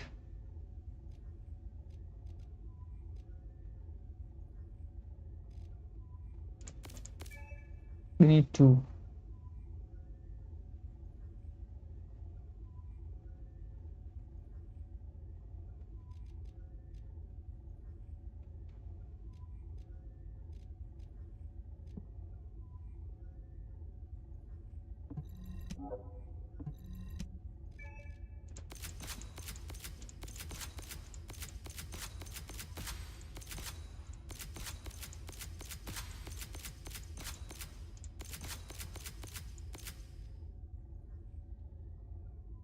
We have one more left.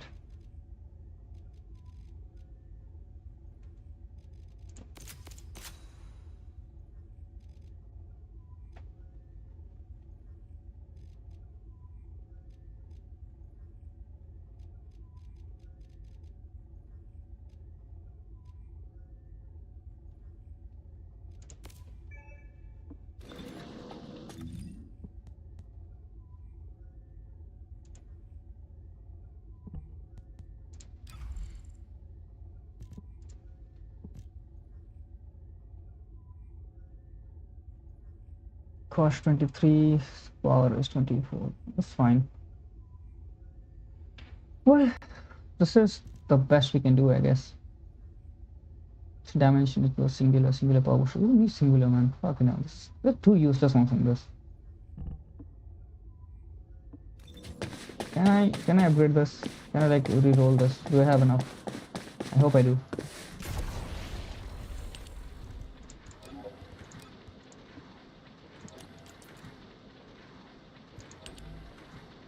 Yeah, we do.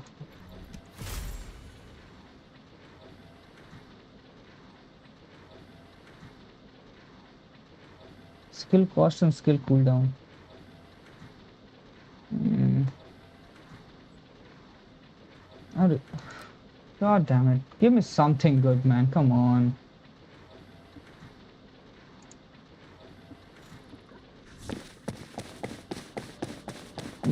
I'm replacing it with skill crit damage, so I need crit damage. It's like non-negotiable. It has to have crit damage. Even if it's purple, it's fine, but it has to have one.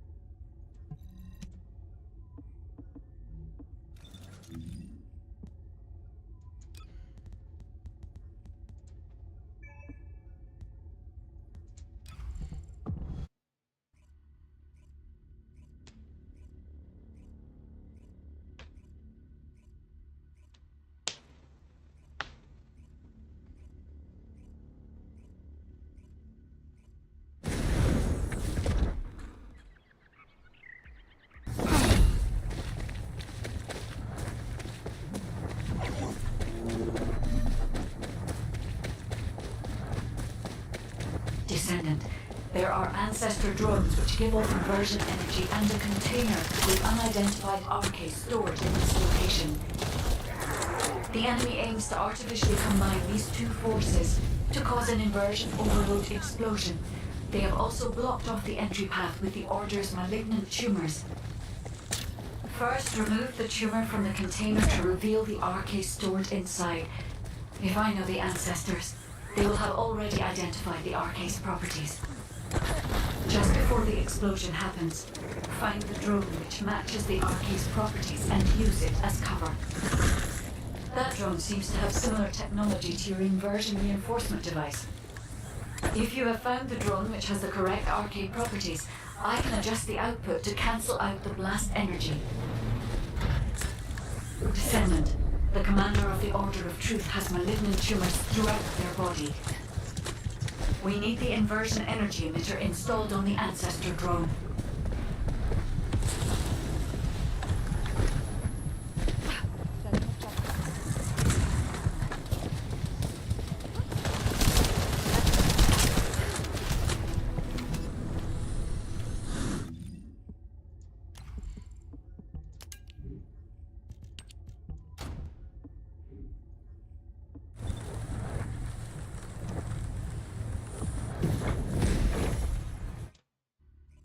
Well, this gun got a buff, so I hope this is gonna be better now.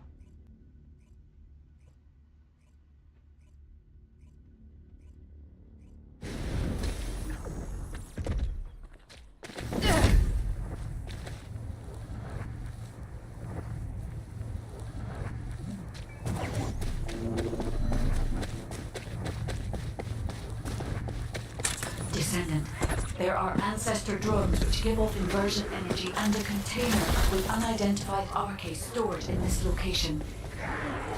The enemy aims to artificially combine these two forces to cause an inversion overload explosion. They have also blocked off the entry path with the Order's malignant tumors. First, remove the tumor from the container to reveal the RK stored inside. If I know the ancestors, they will have already identified the RK's properties. Just before the explosion happens, find the drone which matches the RK's properties and use it as cover. That drone seems to have similar technology to your inversion reinforcement device. If you have found the drone which has the correct RK properties, I can adjust the output to cancel out the blast energy. Descendant, the commander of the Order of Truth has malignant tumors throughout their body. We need the inversion energy emitter installed on the ancestor drone. Where is it, bro? What the fuck? Oh, there it is.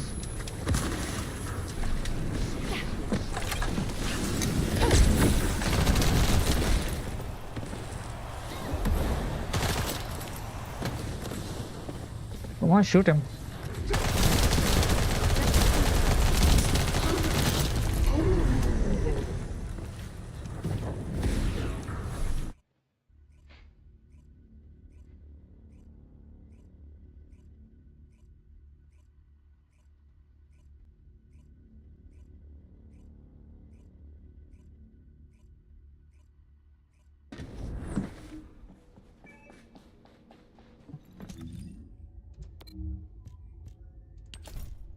that's nice.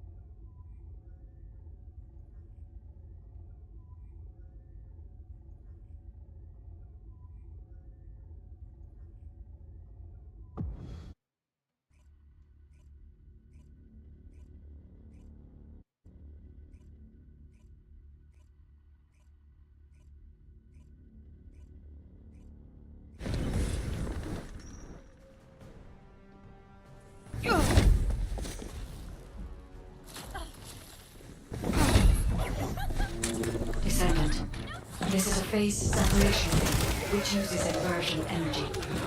It has a large output, which requires processing of tens of billions of units of data per second.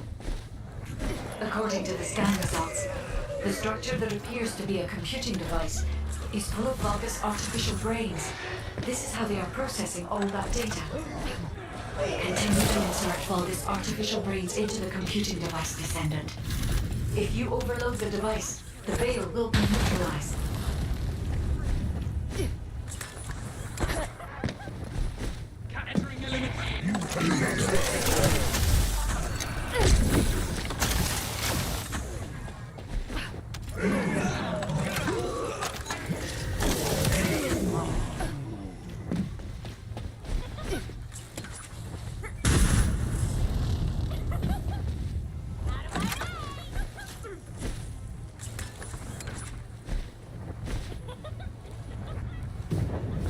The button didn't count for some reason. Press the middle mouse button, just didn't count. I guess the game is just lagging, that's why. Even the spaces doesn't count sometimes. I have to like press the space multiple times, or else it doesn't count. Oh, the lag is so insane in this game. When are they gonna fix that? Also for new players, don't join this game unless they fix all of this issue. It's just gonna waste time with yourself. It doesn't matter how good your PC is, you're just gonna have shitty fucking performance because they just don't know how to fix anything.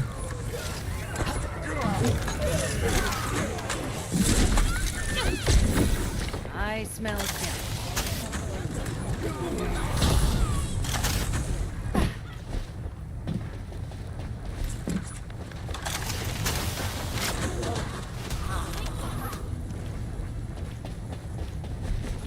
This is the shittiest map in the whole game. This is the shittiest map. Close.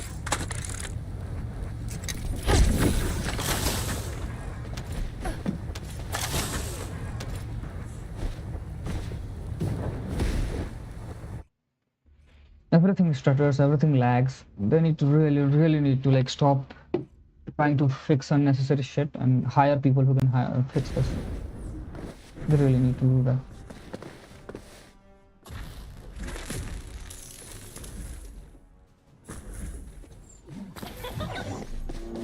Descendant. This is a phase separation wall, which uses inversion energy. It has a large output, which requires processing of tens of billions of units of data per second. According to the scan results, the structure that appears to be a computing device is full of vulgus artificial brains. This is how they are processing all that data. Continue to insert vulgus artificial brains into the computing device, Descendant. If you overload the device, the veil will be neutralized.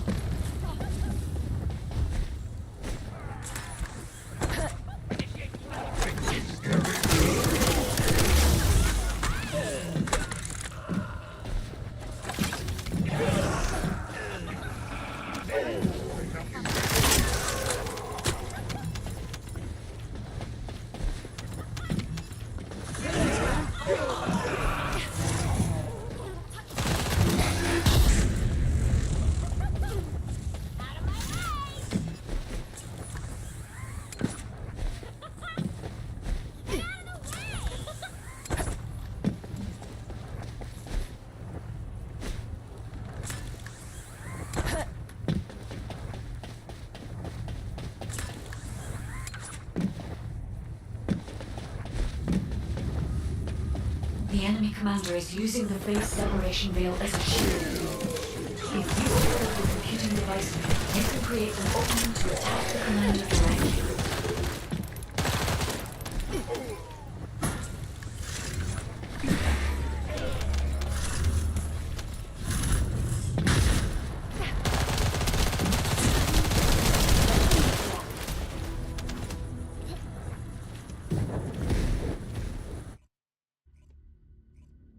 Game stutters so much. It's insane how much this game stutters, man.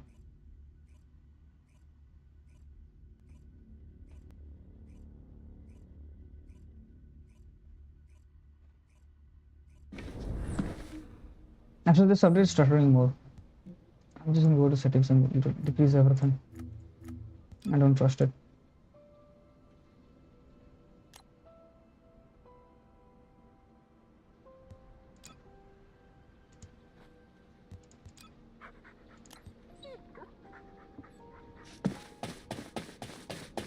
I'm sure it's gonna stutter more. Yeah, it's stuttering again. It's low, ultra performance, it's still stuttering. It's not the graphics, it's not anything. It's the game. If there's something you need, It's just stuttering, it's still stuttering, dude.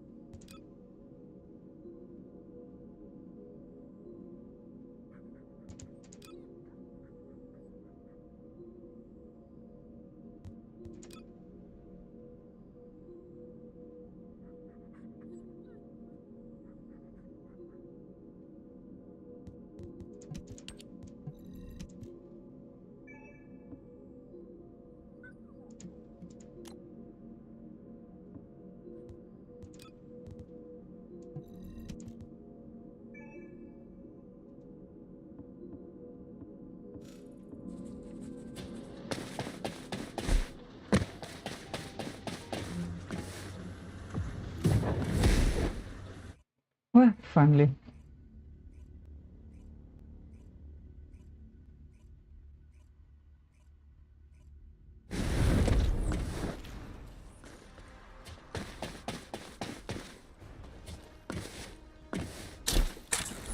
Executive Officer Nell here. Commence mission to recapture the old mystery.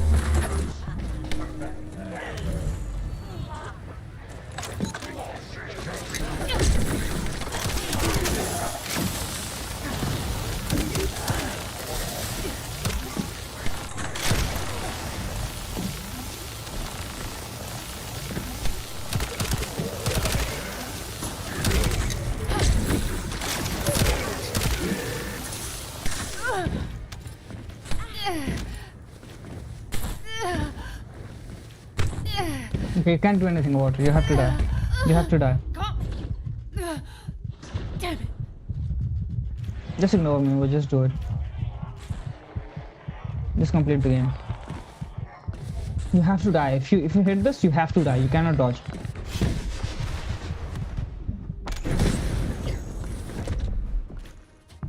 God, you died as well. Are you fucking shitting me, dude?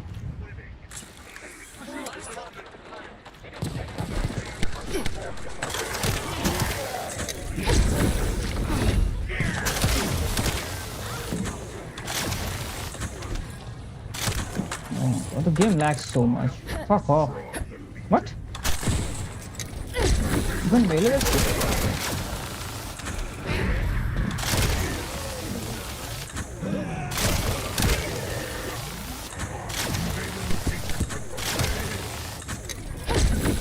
Feel the hands of Oh my death. god, this money does fucking nothing, dude.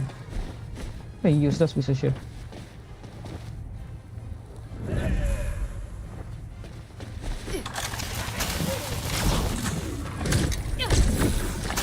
Will not be interrupted.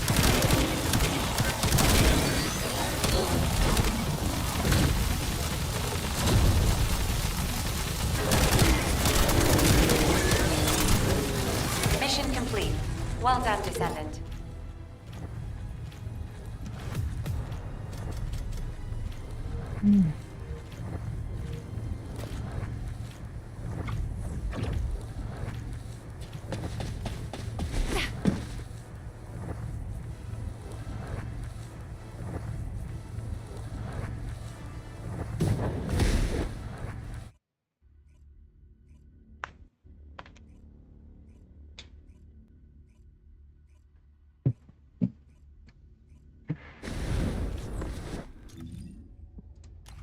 Wow, I need more mods in this.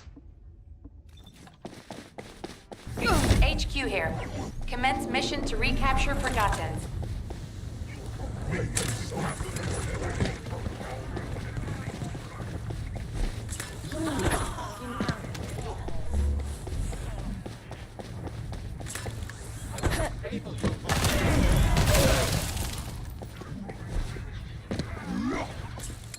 Arey, yaar. So fucking annoying, man. I smell death.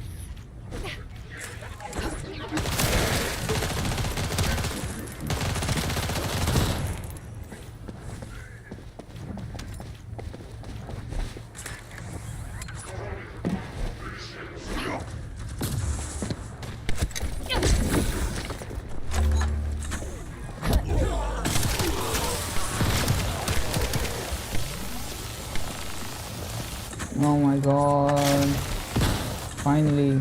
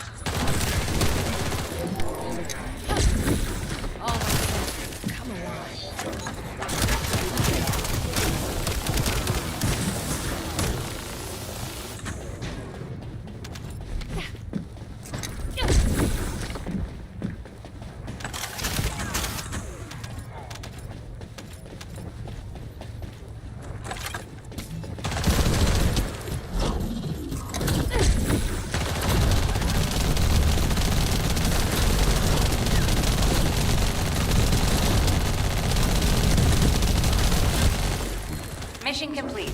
Well done.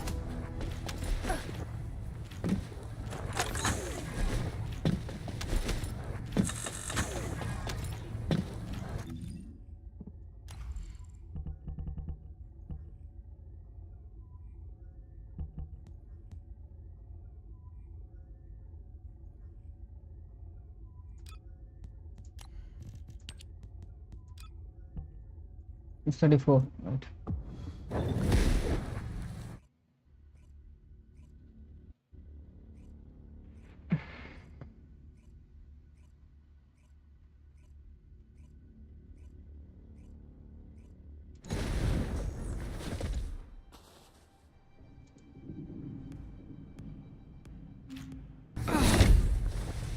Alpha here. Commence mission to recapture the asylum.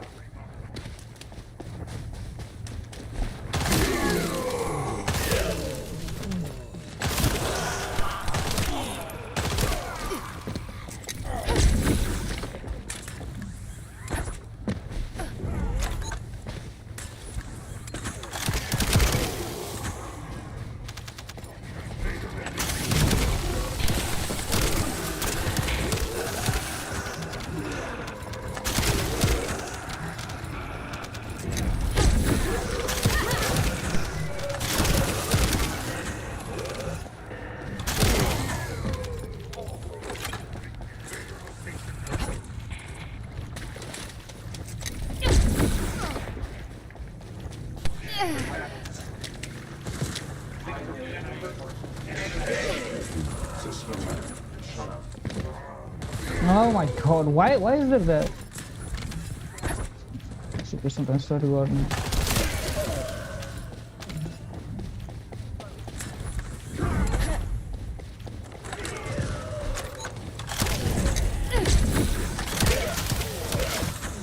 More just collecting stuff as well again.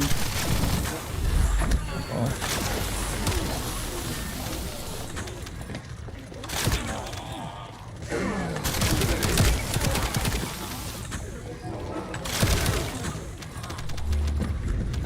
Finally, dude.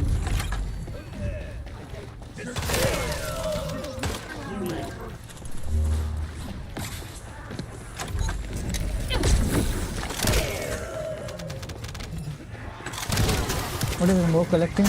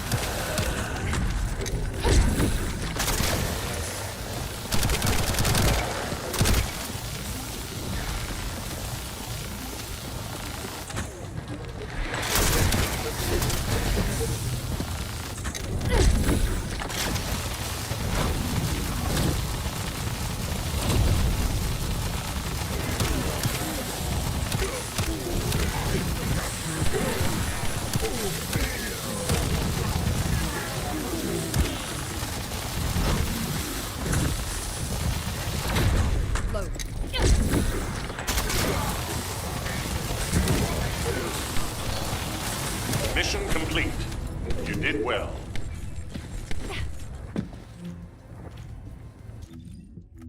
Hmm. 33, we did it 3 times. This is the 4th time we're gonna do it.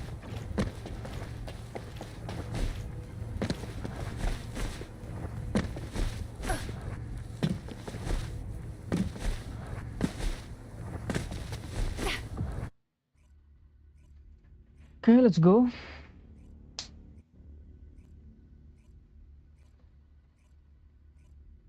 God, my eyes hurt.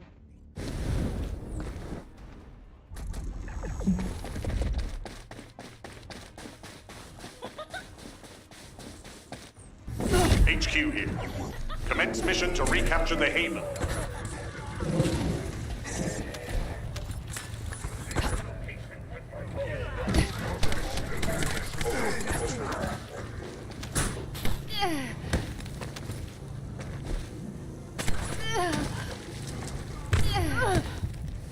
I must have let the guard down. Damn it. Once you get hit by that, you can't do anything about it. You have to. Okay, never mind. You just spawn here as well.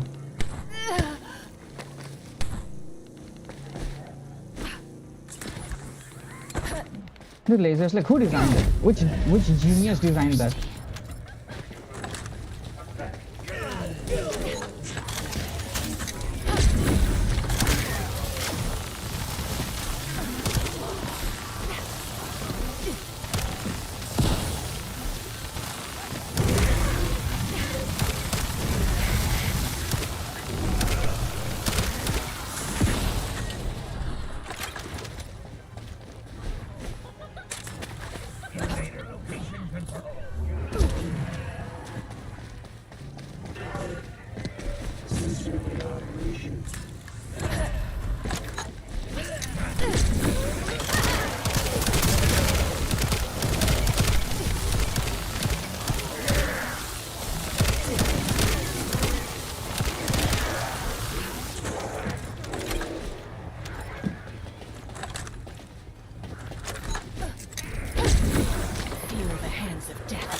Look, why are you asking me to come here? There's nothing here, buddy. Okay, this guy's like me. Finally.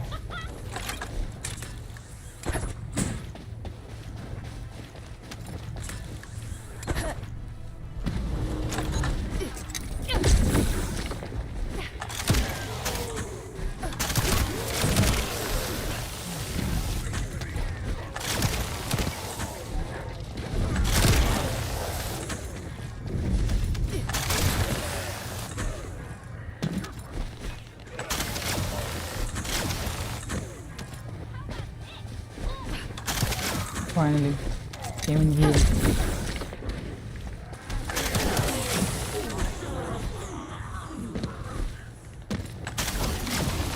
Oh, they spawned there.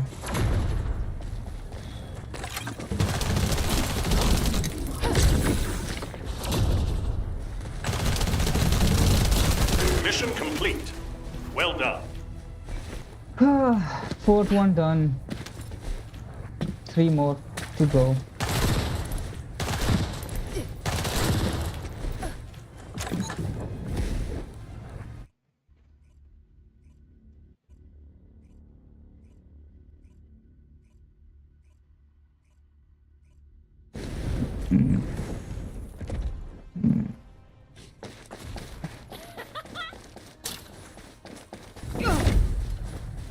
HQ here. Commence mission to recapture the Haven.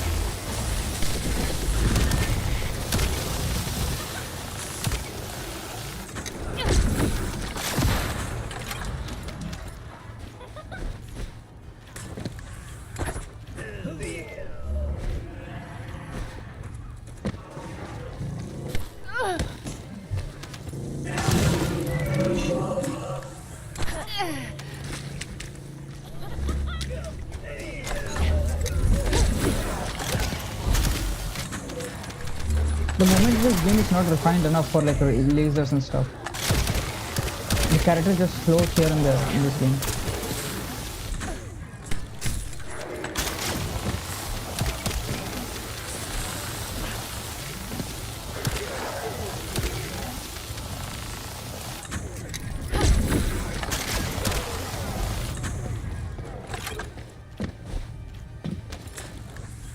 And the buttons are not responsive enough.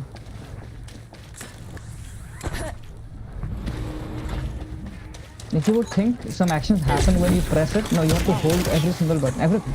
From shoot to this grappling, like everything you have to hold everything. Just tapping it doesn't work. Like if you tap it, see, I just tapped the middle mouse button, nothing happened.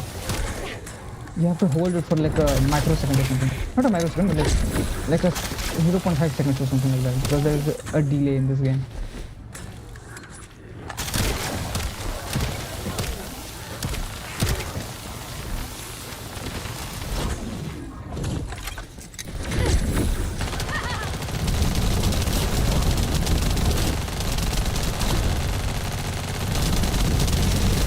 Mission complete. Well done.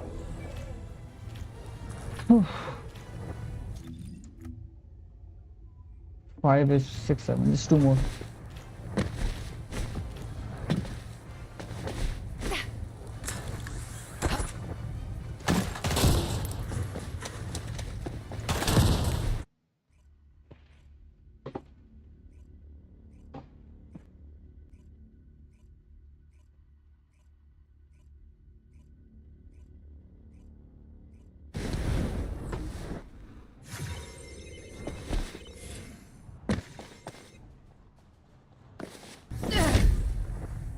Alpha here. Commence mission to recapture the shelter.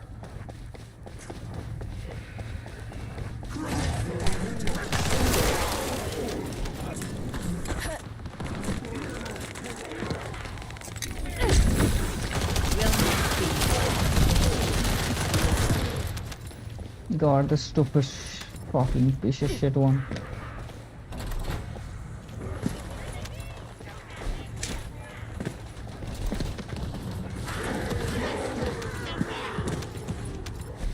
It has to be up there. It can't be down here, so we can just like drop down to it.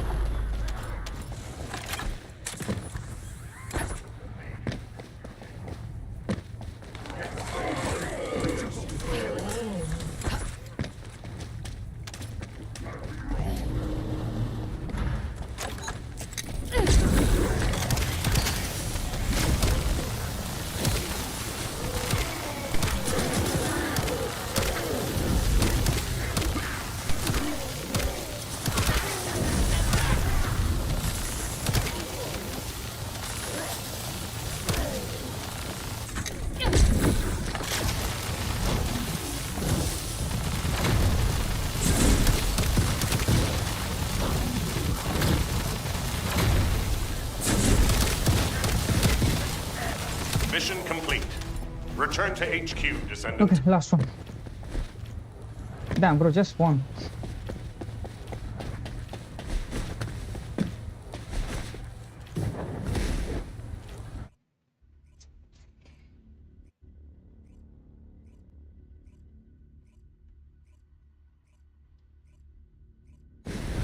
Bro, I just cut my nails.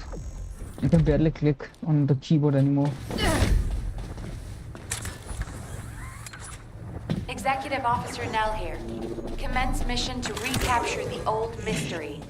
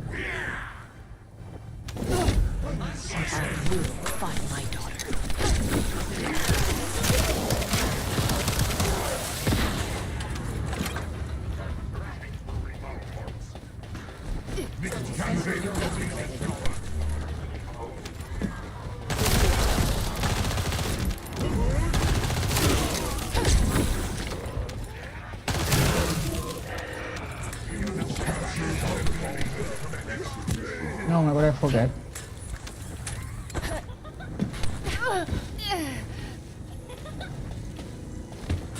Oh my god, this is so fucking annoying.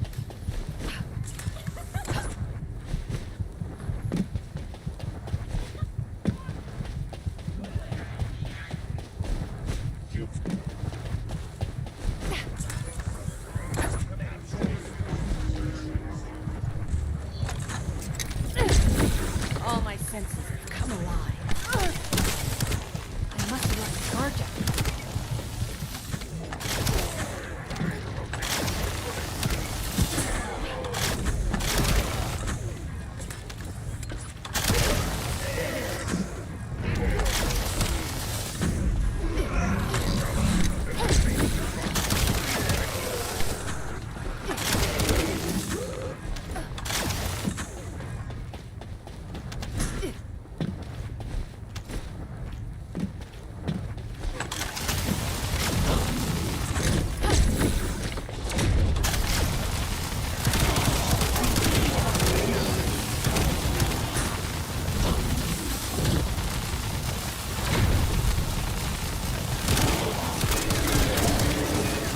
Mission complete. Well done, Descendant.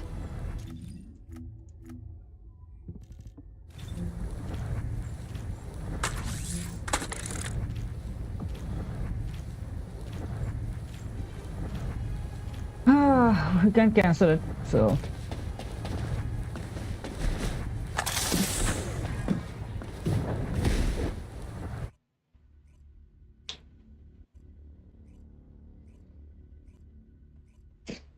once you start you can't really cancel it. Well, whatever. Next time I have to do 6, so it's fine.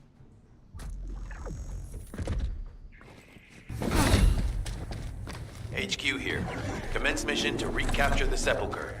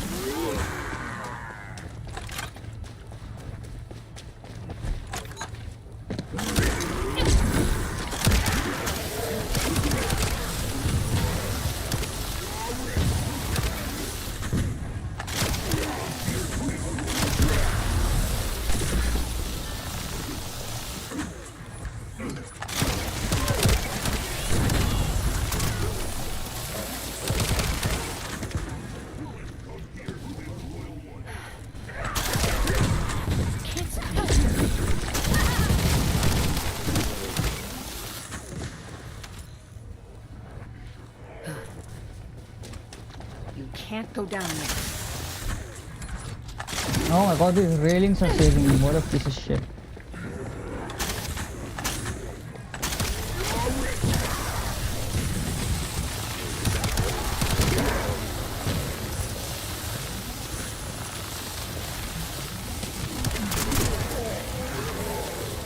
Why are you even spawning here? What the fuck? How many spawn here, dude?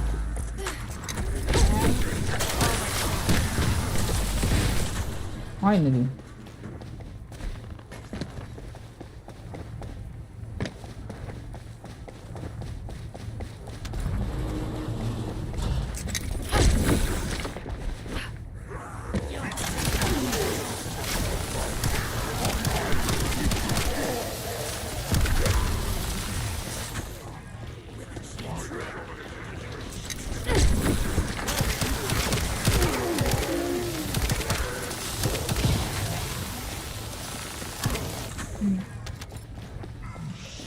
Come on, spawn fast. Why did it take so long? And you're down again. What the fuck are you doing?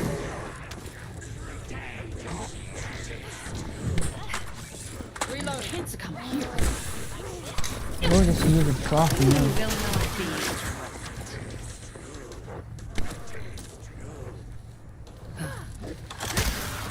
You can't go down there.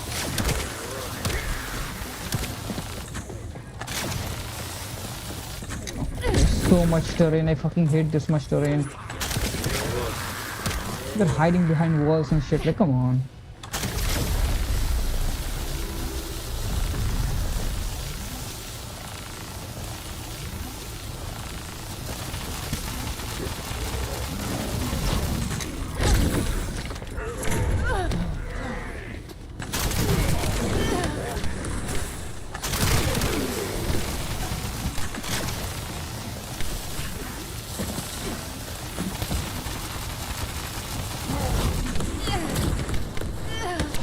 Everything just knocks you down, doesn't it?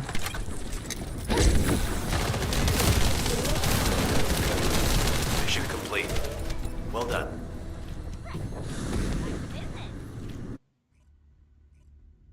So what, do we have a prime sure footed in this game or not? Seems like we're gonna need it.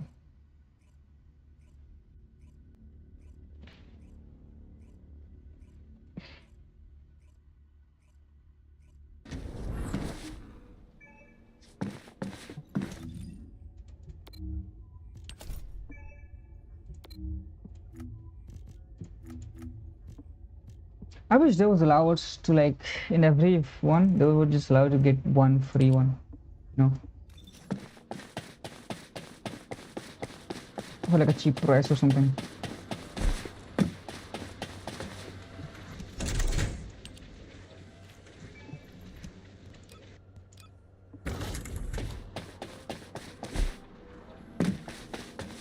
Let's open them.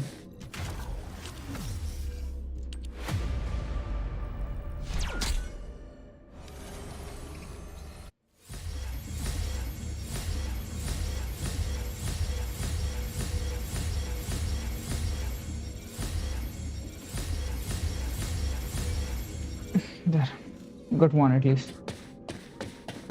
Oh, the special human child. What do you need?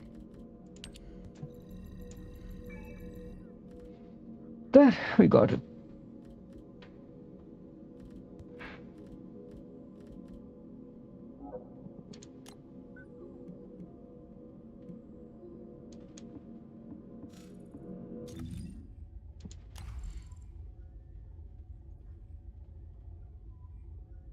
They really need to. Okay, mod capacity. How much is my? They need to display that shit, dude.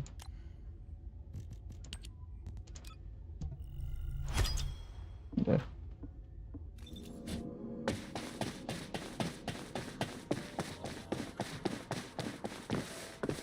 Ask me anything about modules.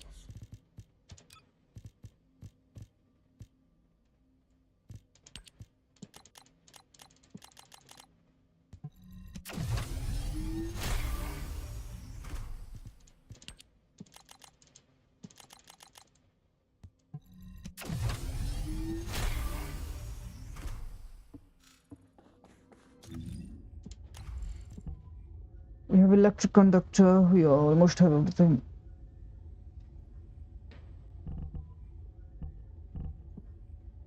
More crit rate and crit damage.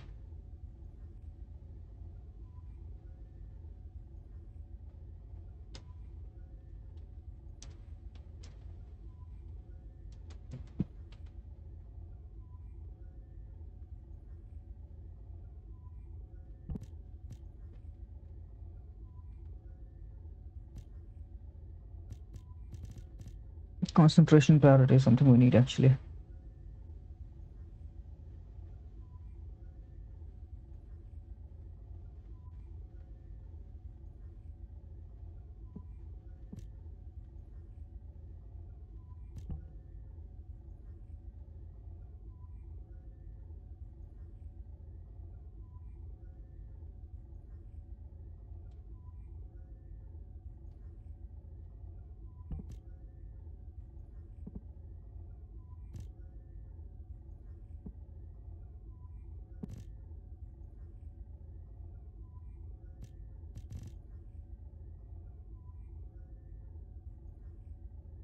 Edging shot. Okay.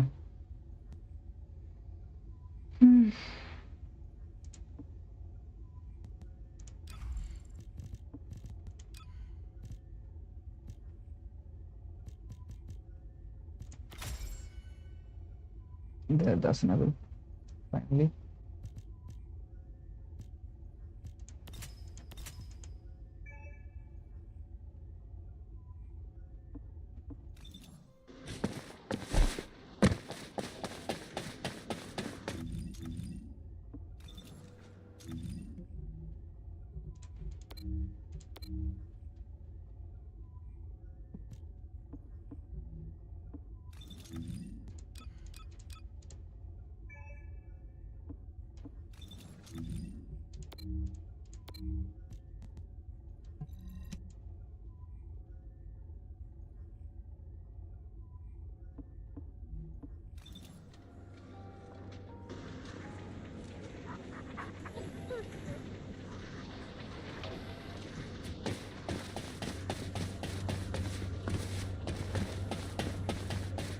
This shouldn't take that long, right?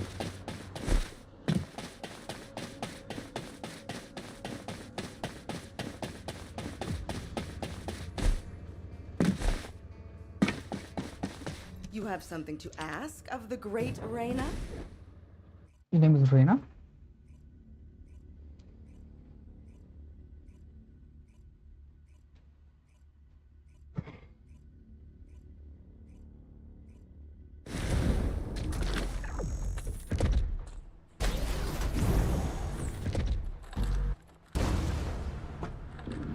Alert actual to all personnel. Void storm is intensifying. Conditions are unfavorable. Proceed with caution. Over. This is HQ. Enemy reinforcements incoming. Requesting strike on the staging area.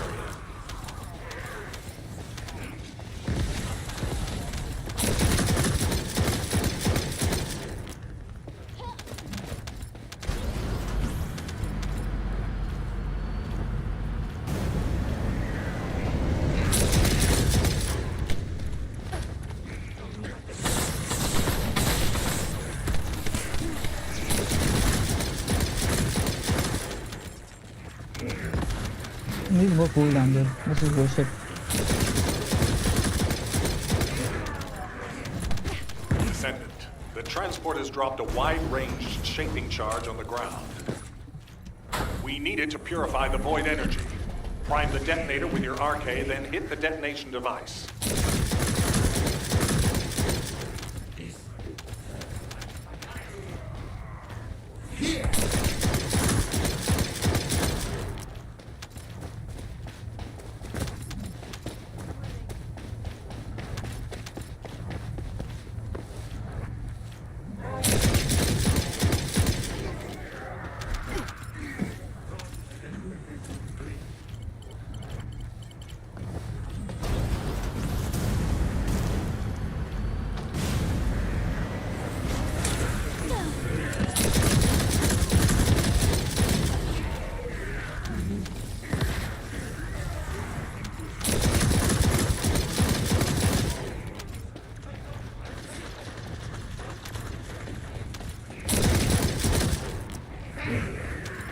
Why did it cancel automatically? I wouldn't even want to cancel it.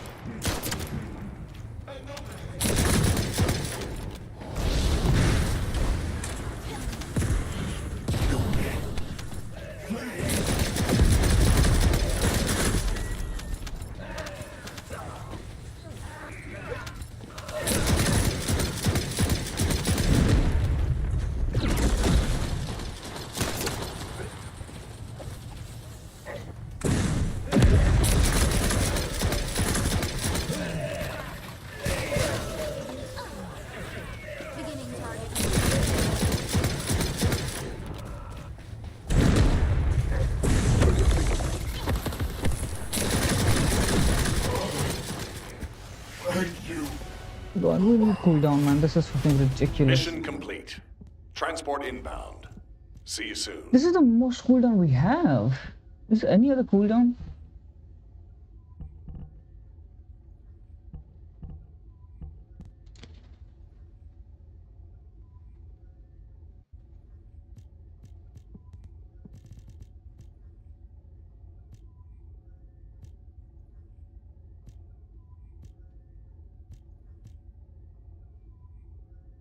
I guess non-attribute skill power is something that we can use instead of this.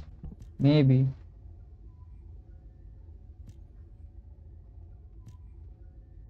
Oh yeah, MP conversion.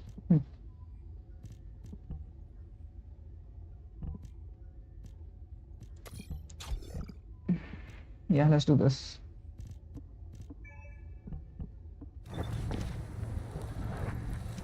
Let's use MP conversion instead of that. It was okay. Not that bad, not that good.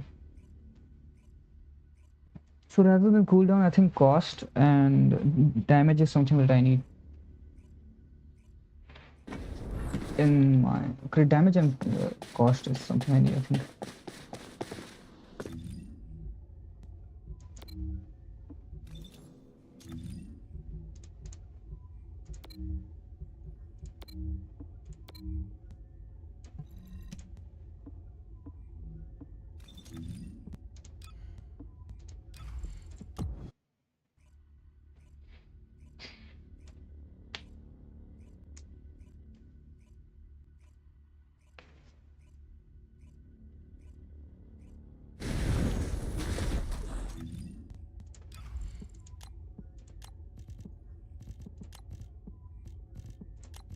This is Hound Actual to all personnel. Void storm is intensifying. Conditions are unfavorable. Proceed with caution. Over.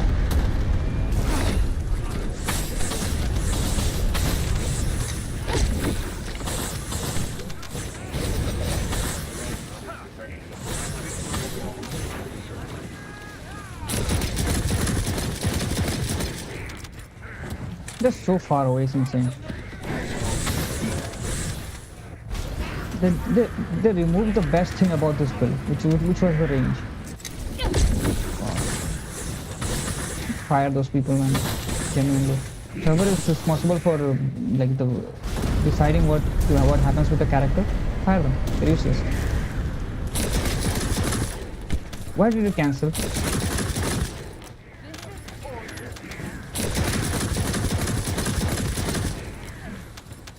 So if you press W, it cancels. That's bullshit. Genuinely fire them. Fire them. Please fire them. If he's the CEO, fire the CEO because he's a dumbass. Because of him, the game is dying.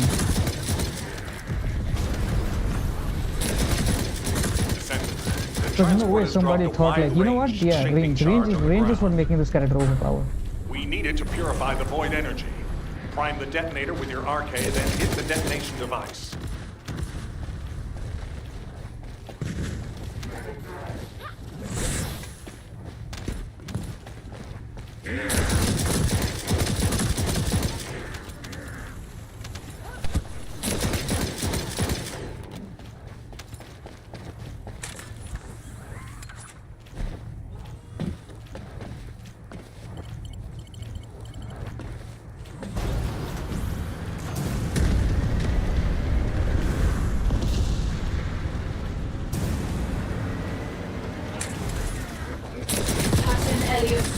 Deploying RK.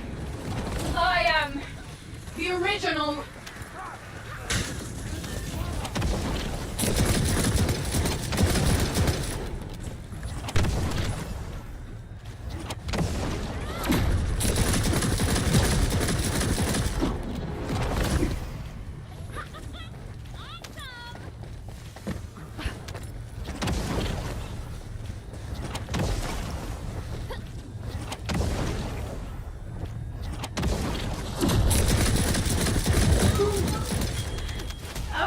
Yeah, this is better.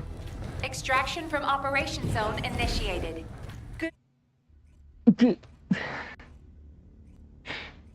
I know Simon does a good job, but that was funny. Skill cost and crit damage. I wish like we could like merge two of them, like to one system module. So, like if I have one but I don't have another, if I merge them, I can like decide which one to get from each. Like we're literally deleting a whole ancestor module in that way, which would be balanced.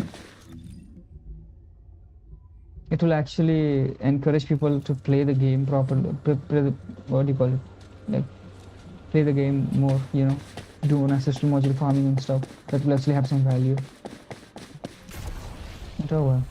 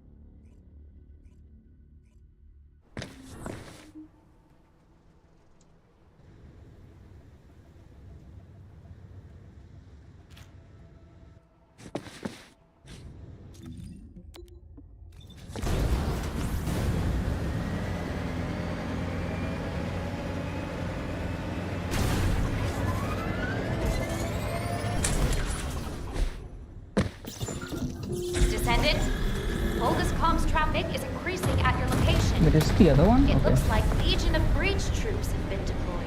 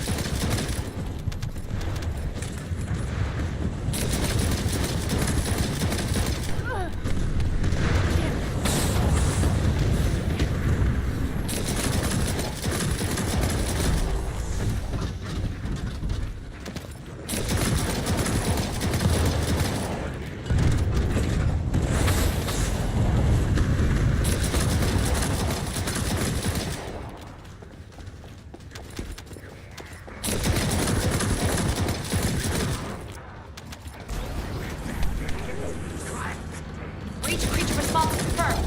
Approaching location.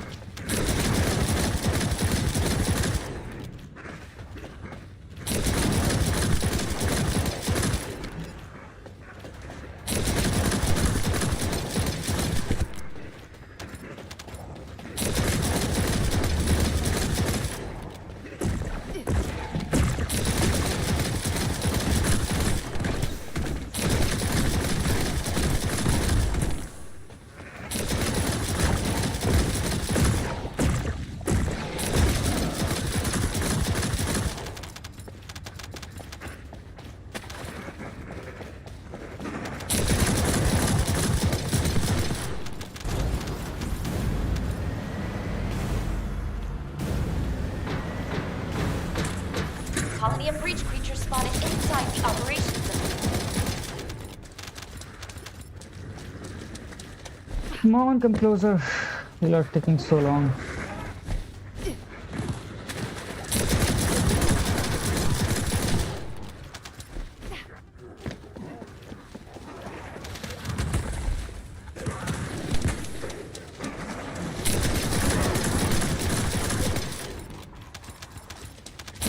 Primary tactical objective confirmed. Requesting search and destroy.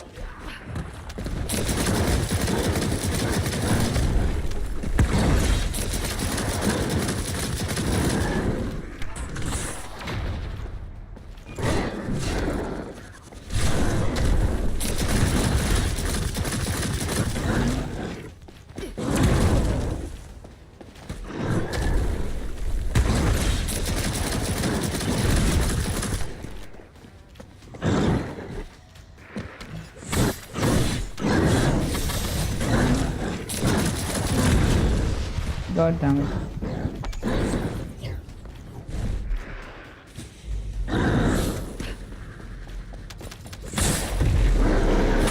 Descendant, I've picked up a mutant material formation signal in the skies nearby.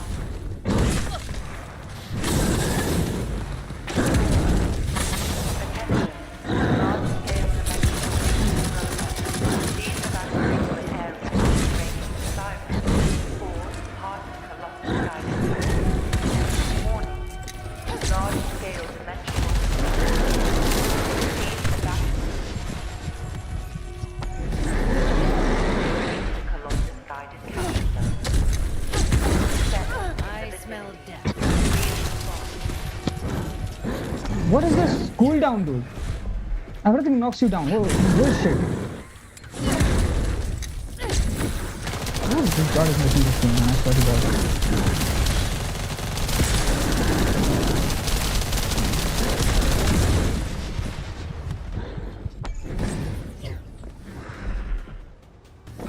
It takes you time to enable the whole fucking character, and then it takes you time to get knocked down. After you get knocked down, you can't even do it properly.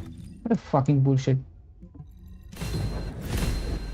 Which dumbass decided that this was a good idea? Like, genuinely, who is the dumbass?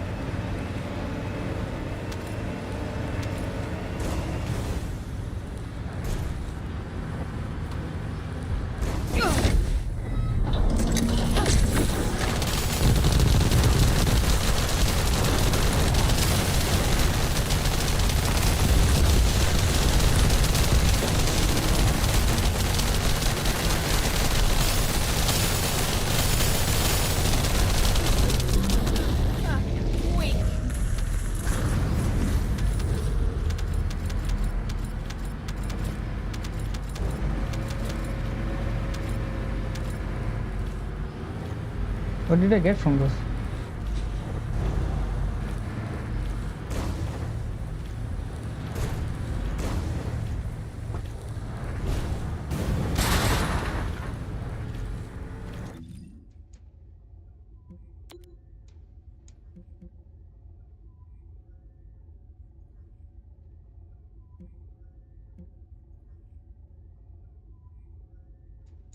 Okay.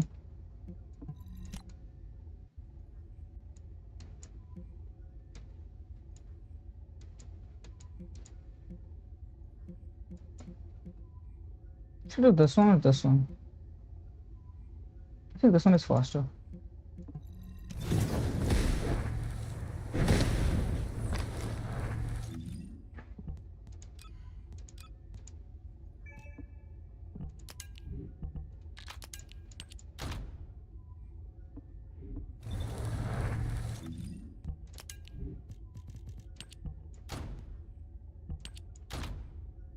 Yeah, this is fine. I don't know why I did that. Oh, I totally forgot that you actually need that for skill cost. Sorry, not skill cost, skill damage.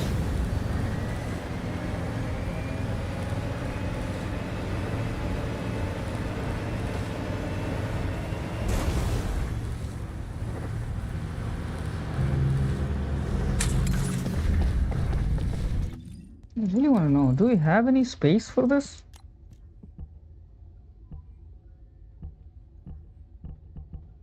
Like here maybe, instead of HP, can we use cooldown?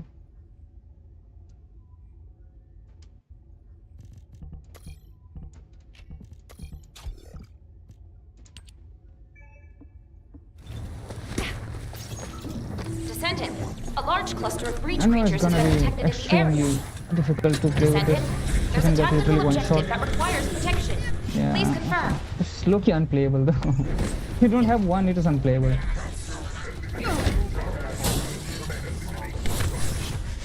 Yeah, it's unplayable if you don't have that.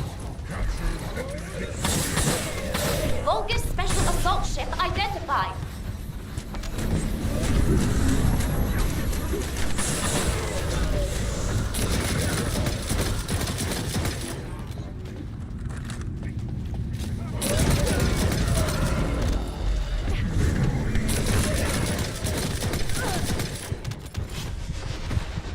Yeah, you have to have some acceleration. She does not have enough health for this.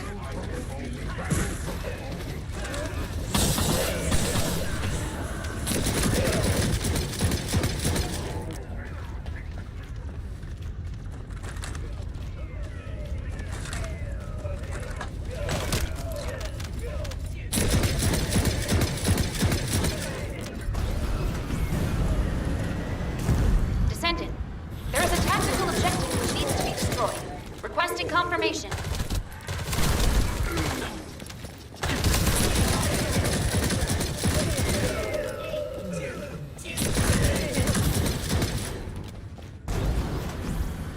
Protection target nearby. Confirm the location.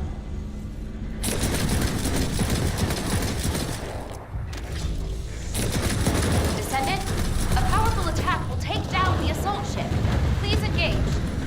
Picking up void mutant signals. Be careful.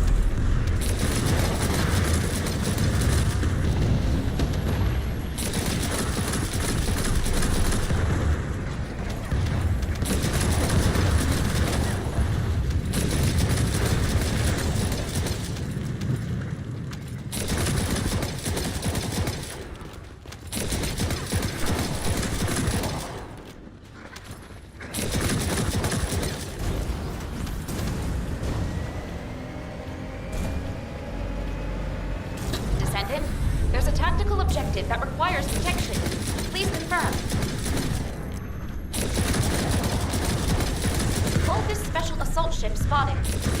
Picking up void mutant signals. Be careful.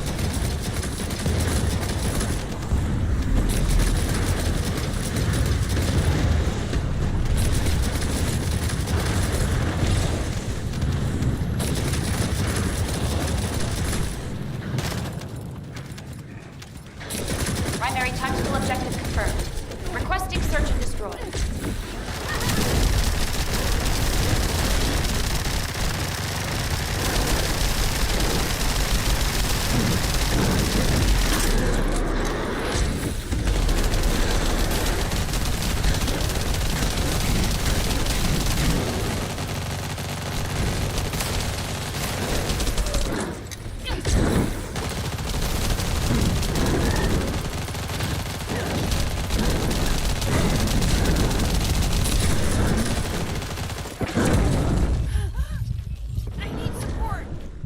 Well, that sucks. This is your grave. What timing, dude? I owe you. Somebody help me. Watch your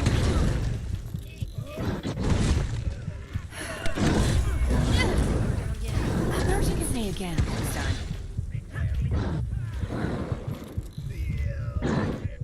Can you like spawn me not mid attack, please? I owe you.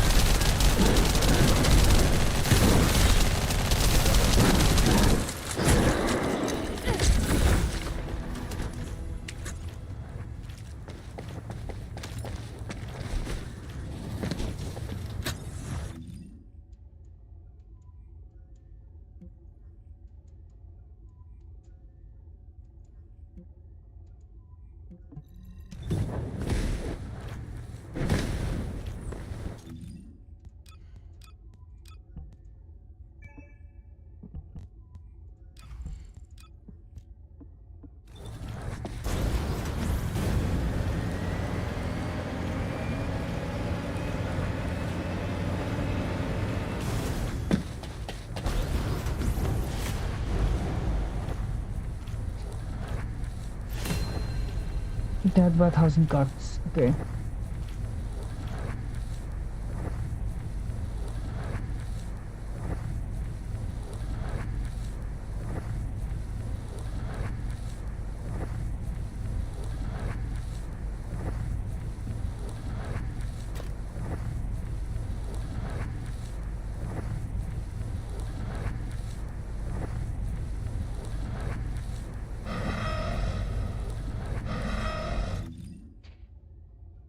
Okay, 0 seconds. He's here.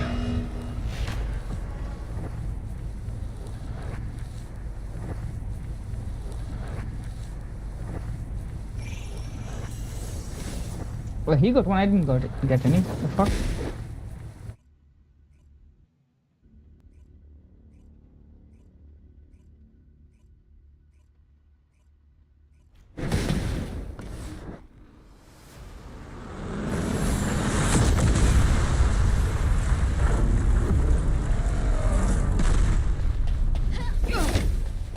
It's all over.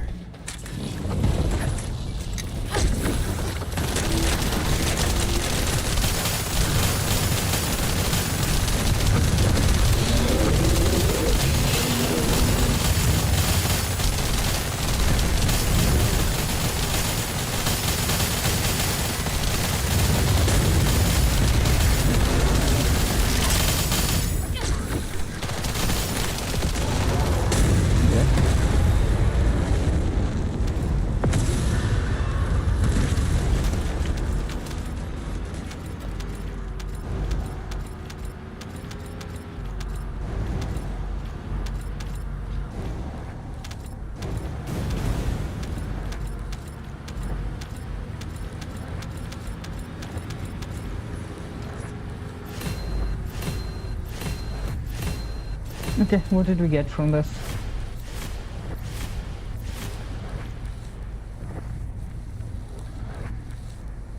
Ten? Ugh. That's so bad. I want the weak point insight in this actually. It's gonna be helpful.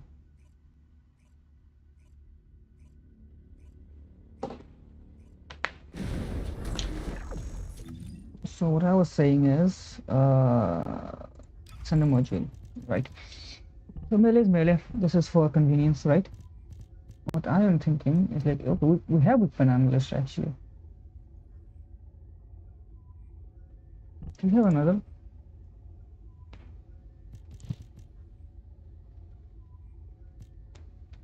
No, we don't have any weak point. This is it. I guess for guns maybe.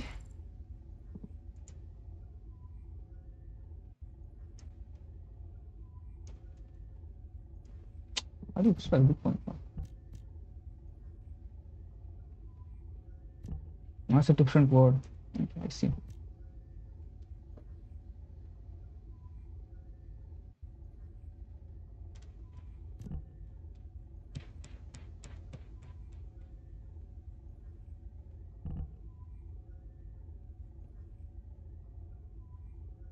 Descendant, I've picked up a mutant material formation signal in the skies nearby. Carrie, why do you scream like that though?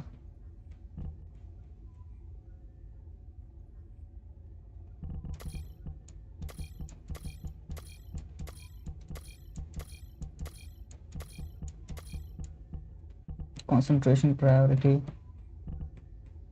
Reaching short focus,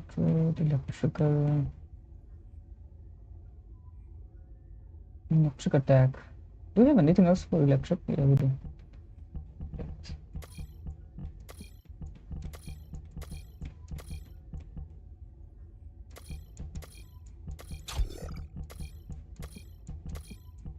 Okay, I guess we can just do this.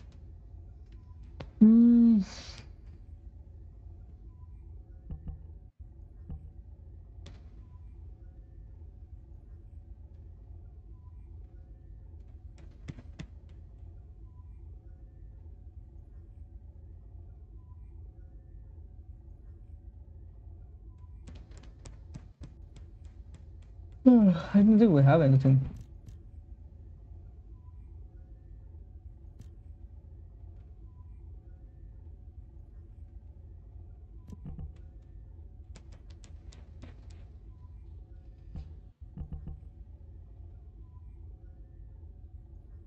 Fire rate minus 20%. When pulling the trigger, fire rate plus 4%.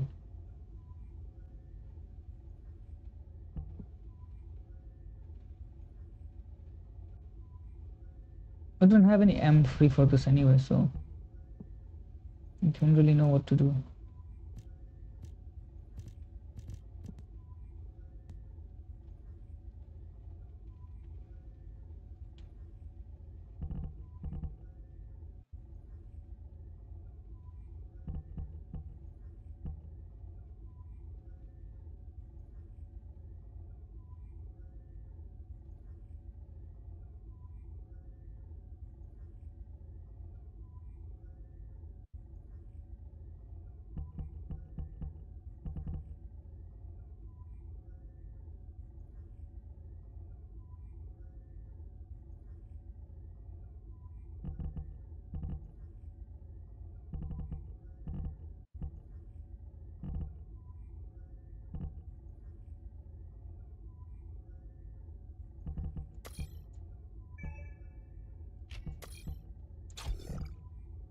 Okay.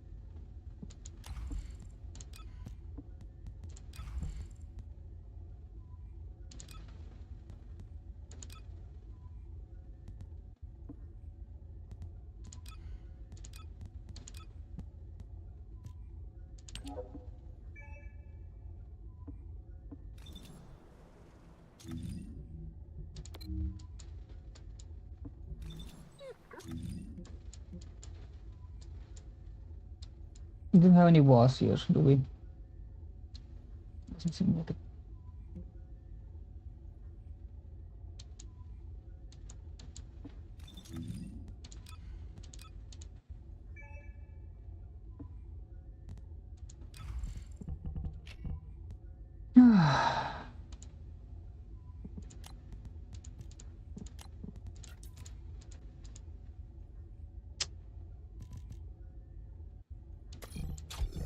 We have to have one at least.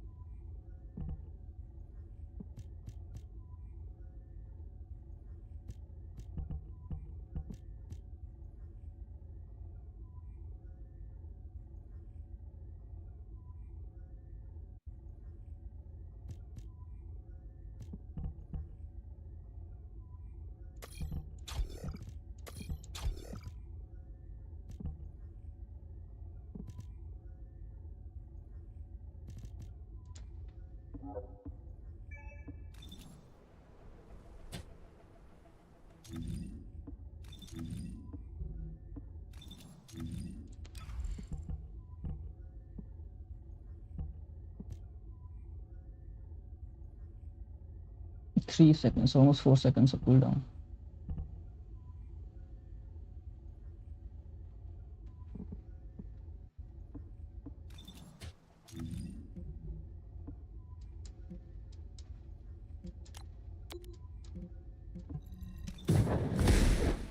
Let's see if this is better or not.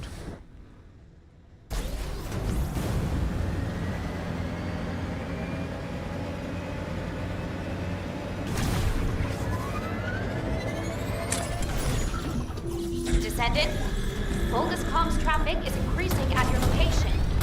It looks like Legion of Breach troops have been deployed.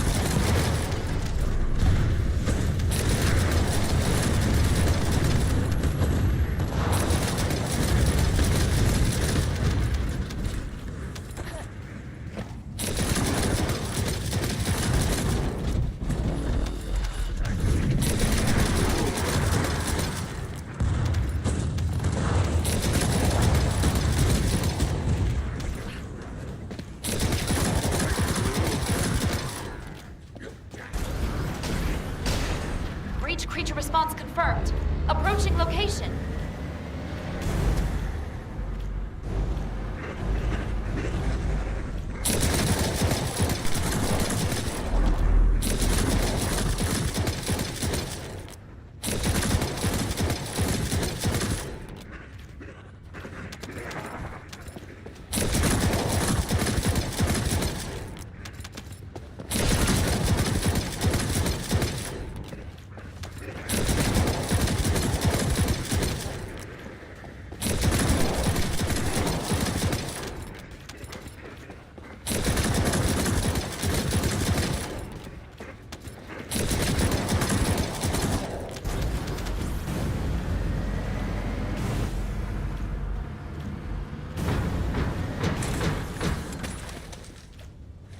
Colony of breach creatures spotted inside the operation.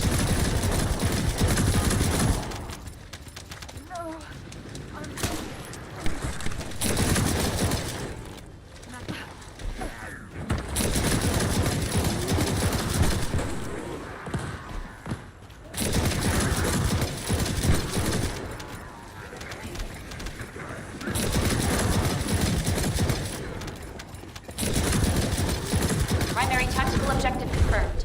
Requesting search and destroy.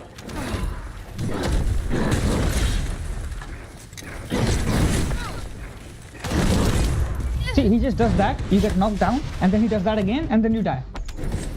Fucking retard. Who makes this game? Who makes this game? Low key. Who?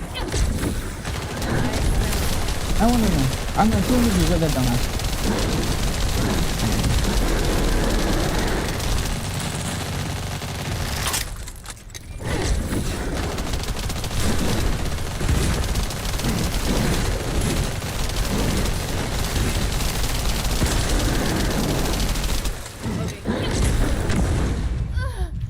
Mid-air can't do anything about it.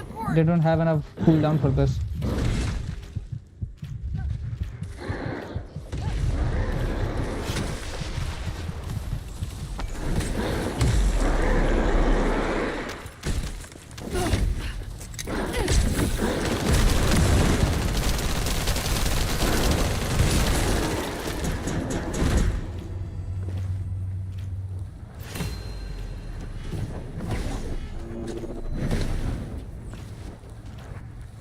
Descendant, Volga's comms traffic is increasing at your location. It Looks like Legion of Breach troops have been deployed. They will all be killed.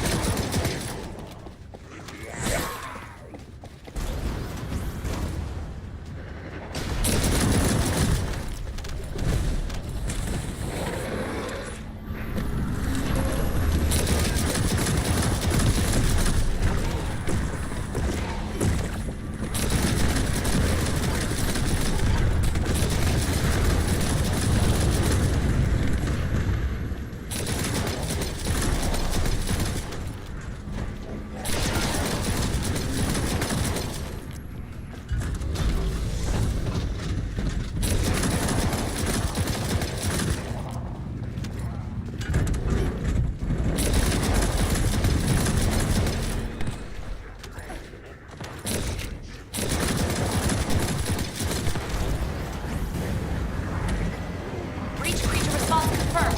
Approaching location.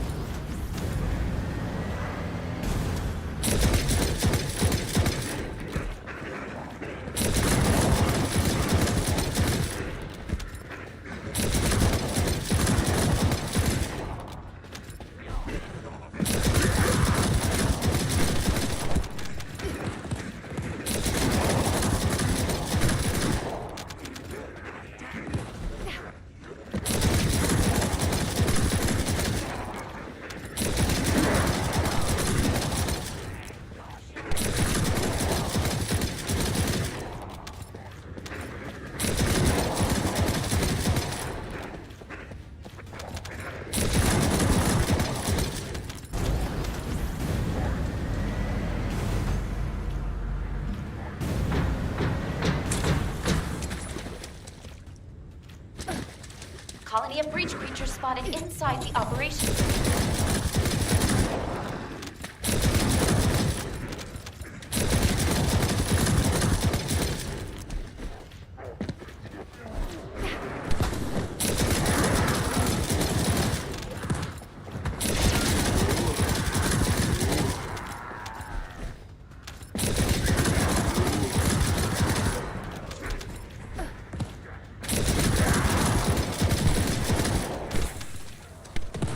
Primary tactical objective confirmed. Requesting search and destroy.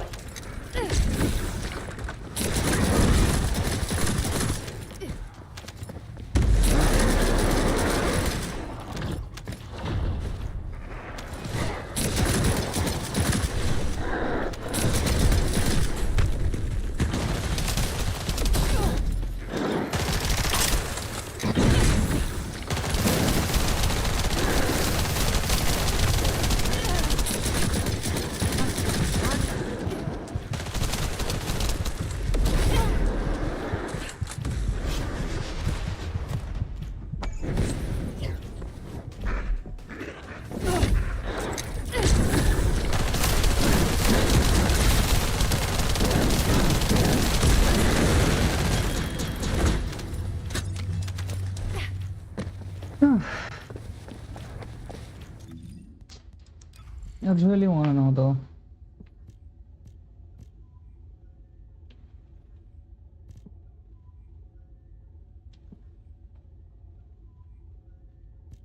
I'm gonna test which one does more damage.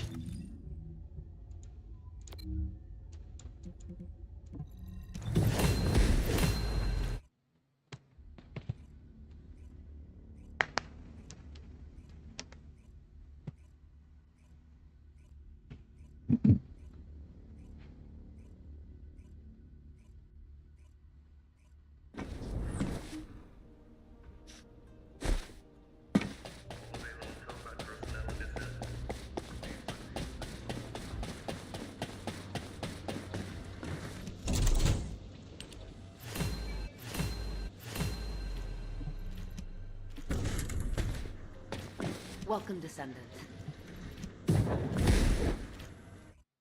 I have to check. Does non-attribute do more damage or does singular do more damage? Which one is it?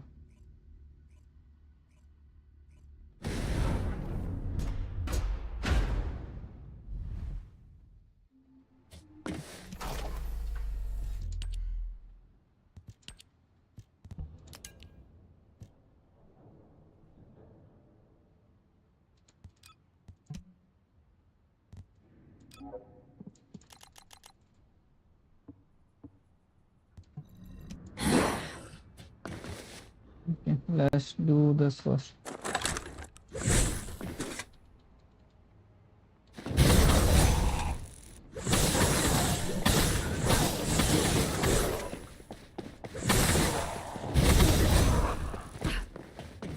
Why are they dying so quick?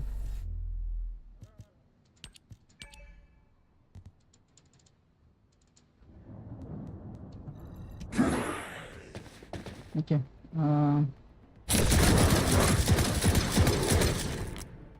Total damage seems to be 75,000.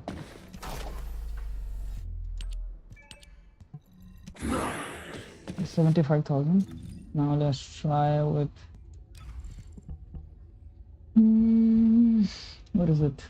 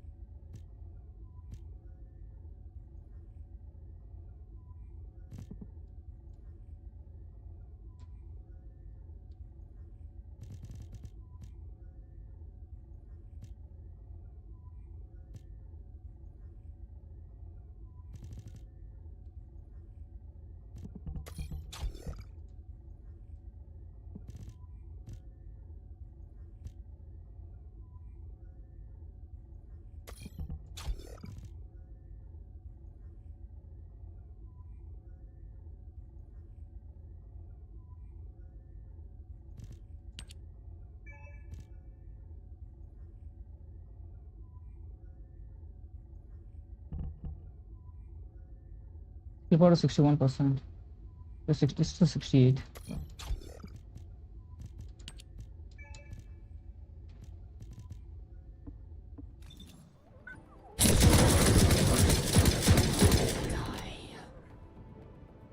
Like max DPS is 47,000.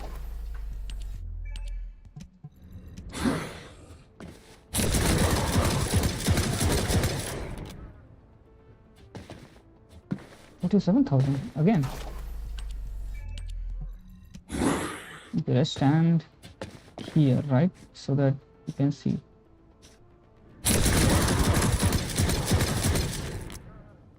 Okay, that's 54,000.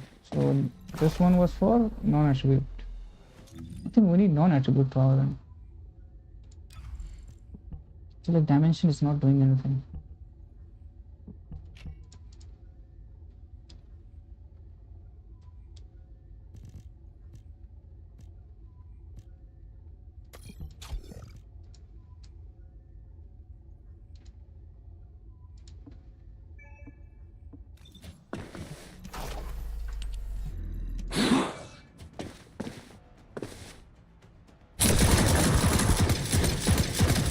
Yep, this is clearly non-attribute, clearly better. So focus on non-attribute is the one that you want.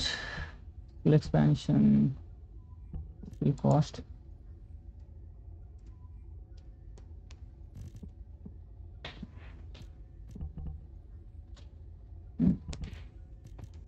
MP conversion, we have skill cooldown. And strong mentality is the one that I was thinking about.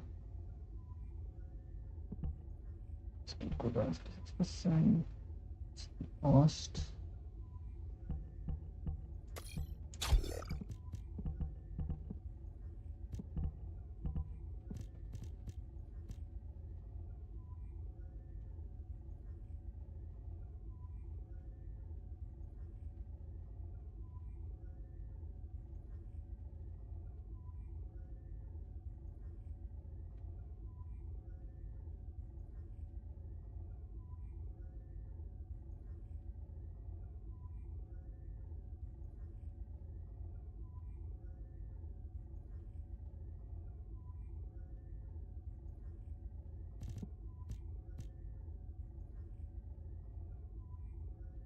God, if this was crit damage, this crit rate was crit damage, this would be a perfect one, but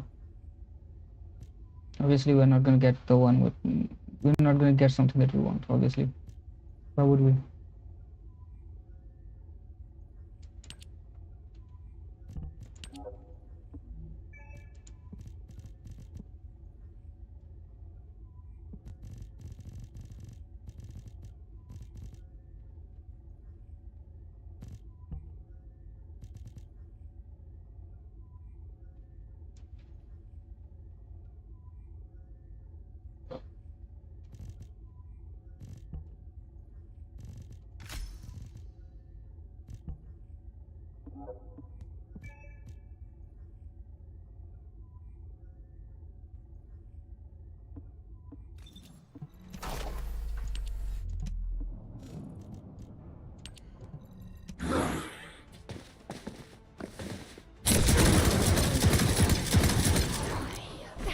There you go.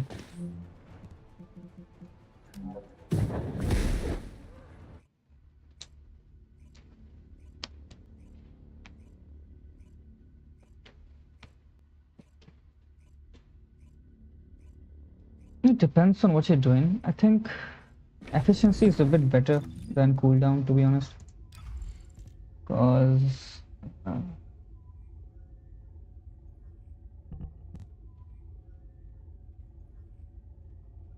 yeah. Okay, so cooldown, cooldown, and cooldown. We have 3 cooldowns. How many R do we have? We are just using skill expansion.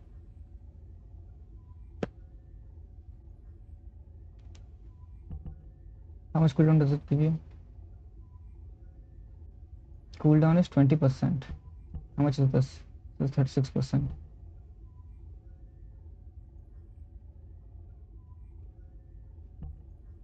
So instead of multi-talented, can we use frugal mindset? Strong mentality.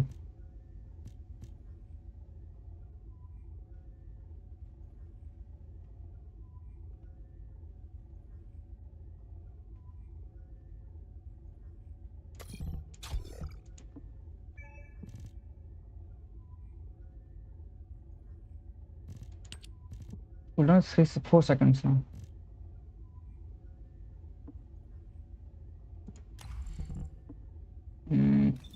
Let's try it actually. I think this is the build that you should go with. Feel like.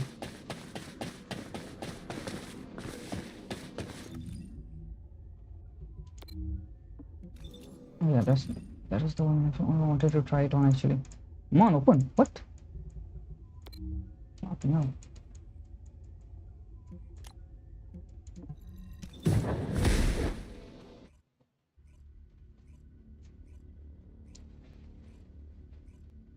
Like waiting for 4 seconds is fine. I don't mind waiting for 4 seconds. Obviously, if you can have skill cost, it would be better with using that, I think.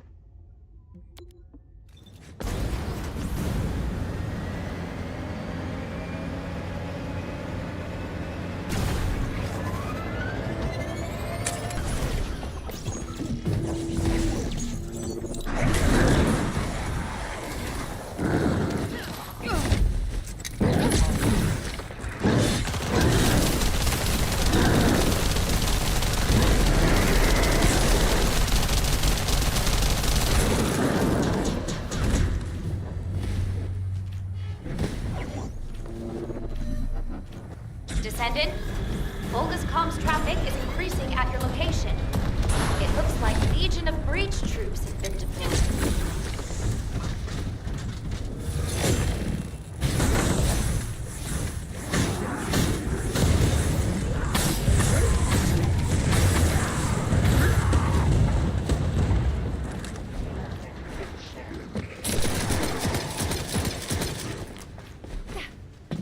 Yeah, I think I'm fine with this cooldown. I don't mind it. Oh,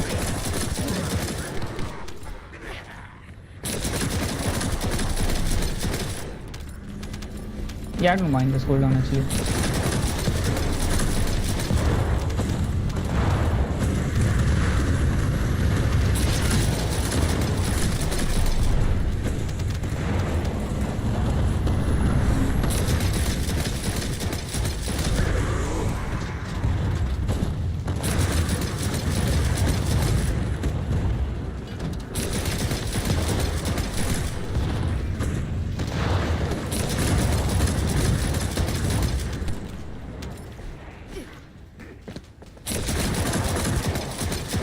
After every shot, you kind of have to reposition yourself anyway, so I don't really mind it.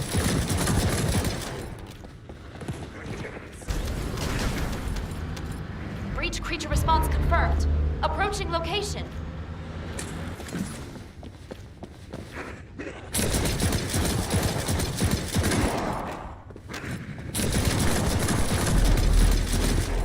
Why is it?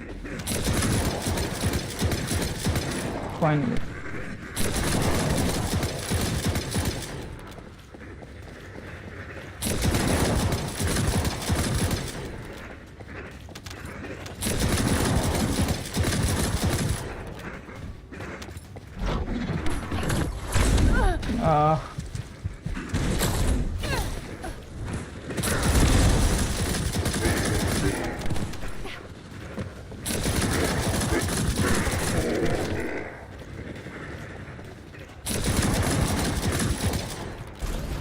Yeah, this was way better actually.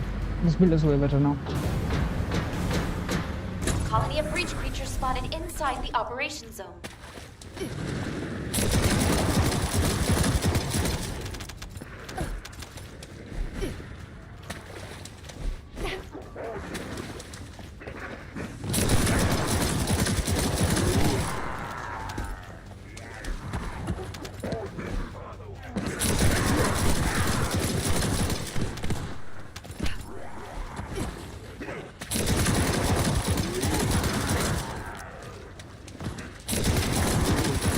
Primary tactical objective confirmed. Requesting search and destroy.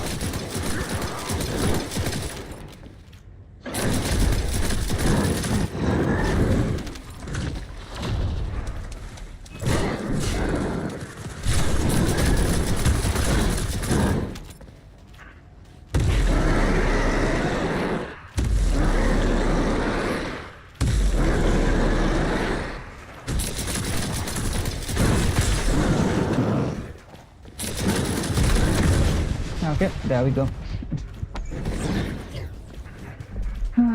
Well, it's better to just use this here actually.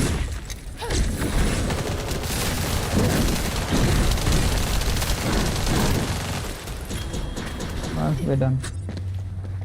Okay, you know what? I'm going to just create a build video about this so that I can just upload this.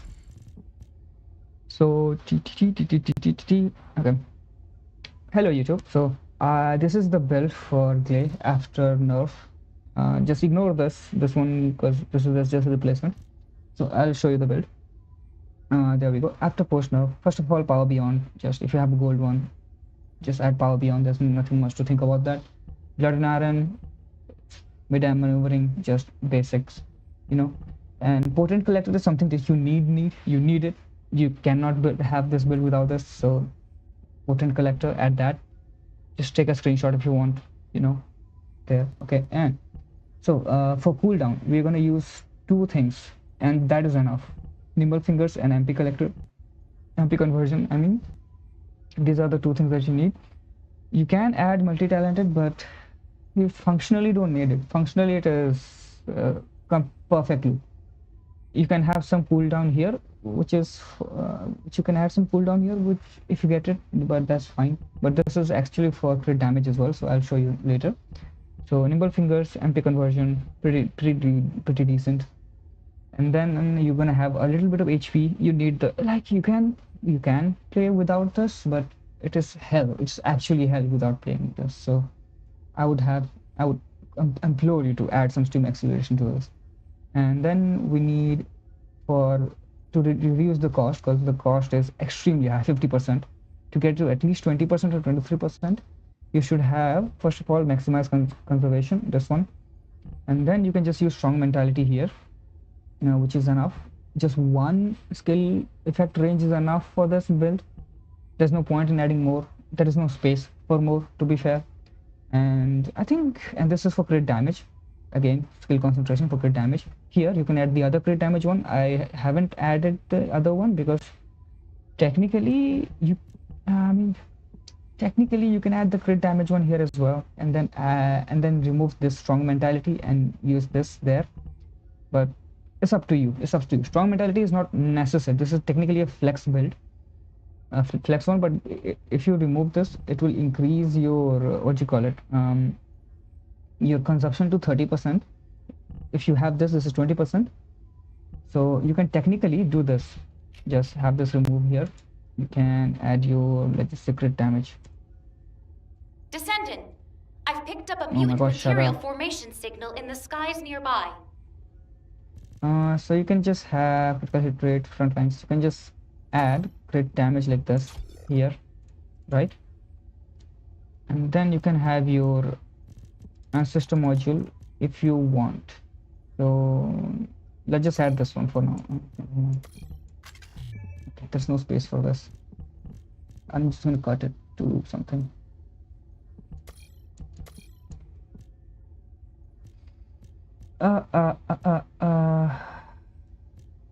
Yeah, I'll just have to add another one, don't I?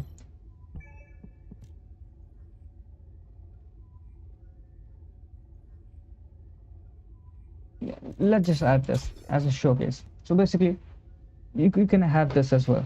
You can just have this as well, right? So you can have skill critical damage, and then more of your critical damage if you want to use. Basically, you can just add that there, your wish. And for focus on non-attribute is the better one. If you want to go for dimension decreases your damage by a lot. Actually, I tested it. From, let's just say you're doing 7,000 damage, you're going to do 4,000. It's that much of a difference, right? So non-attribute is necessary here, and you get some skill cooldown as well. So it's pretty nice. So yeah, that's the build. That's all. And let's move to the other stuff.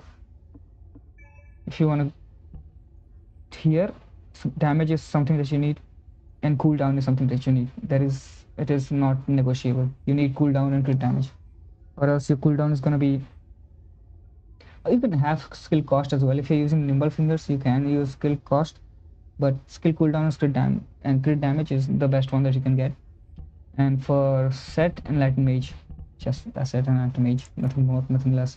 Here though, here you have some options. Actually, here you have some option. If you need less skill cost, you can take this. You can take this as well.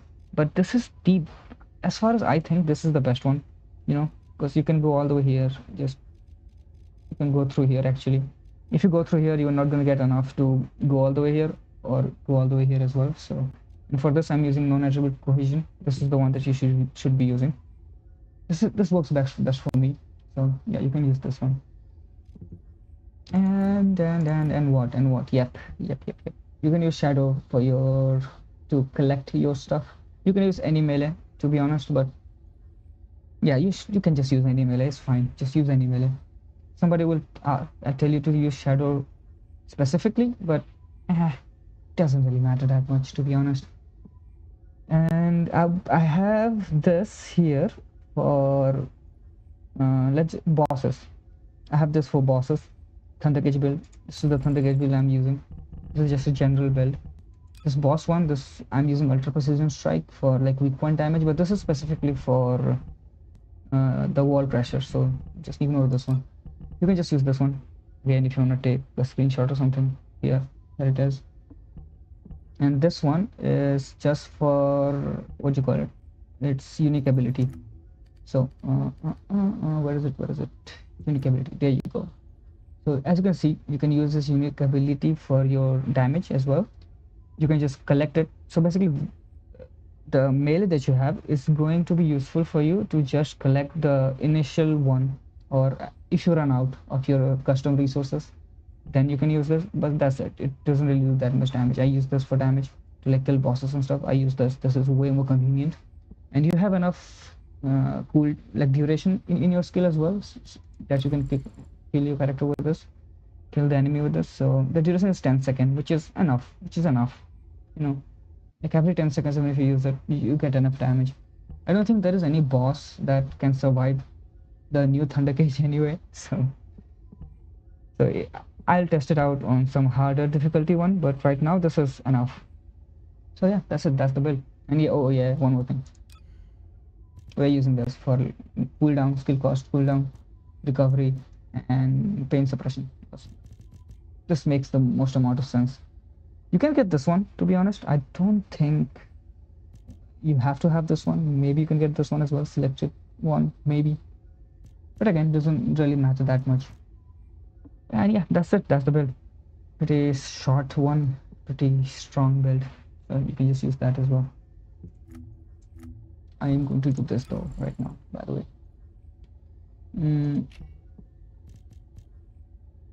I need to figure out how to add this. This damage is not that high.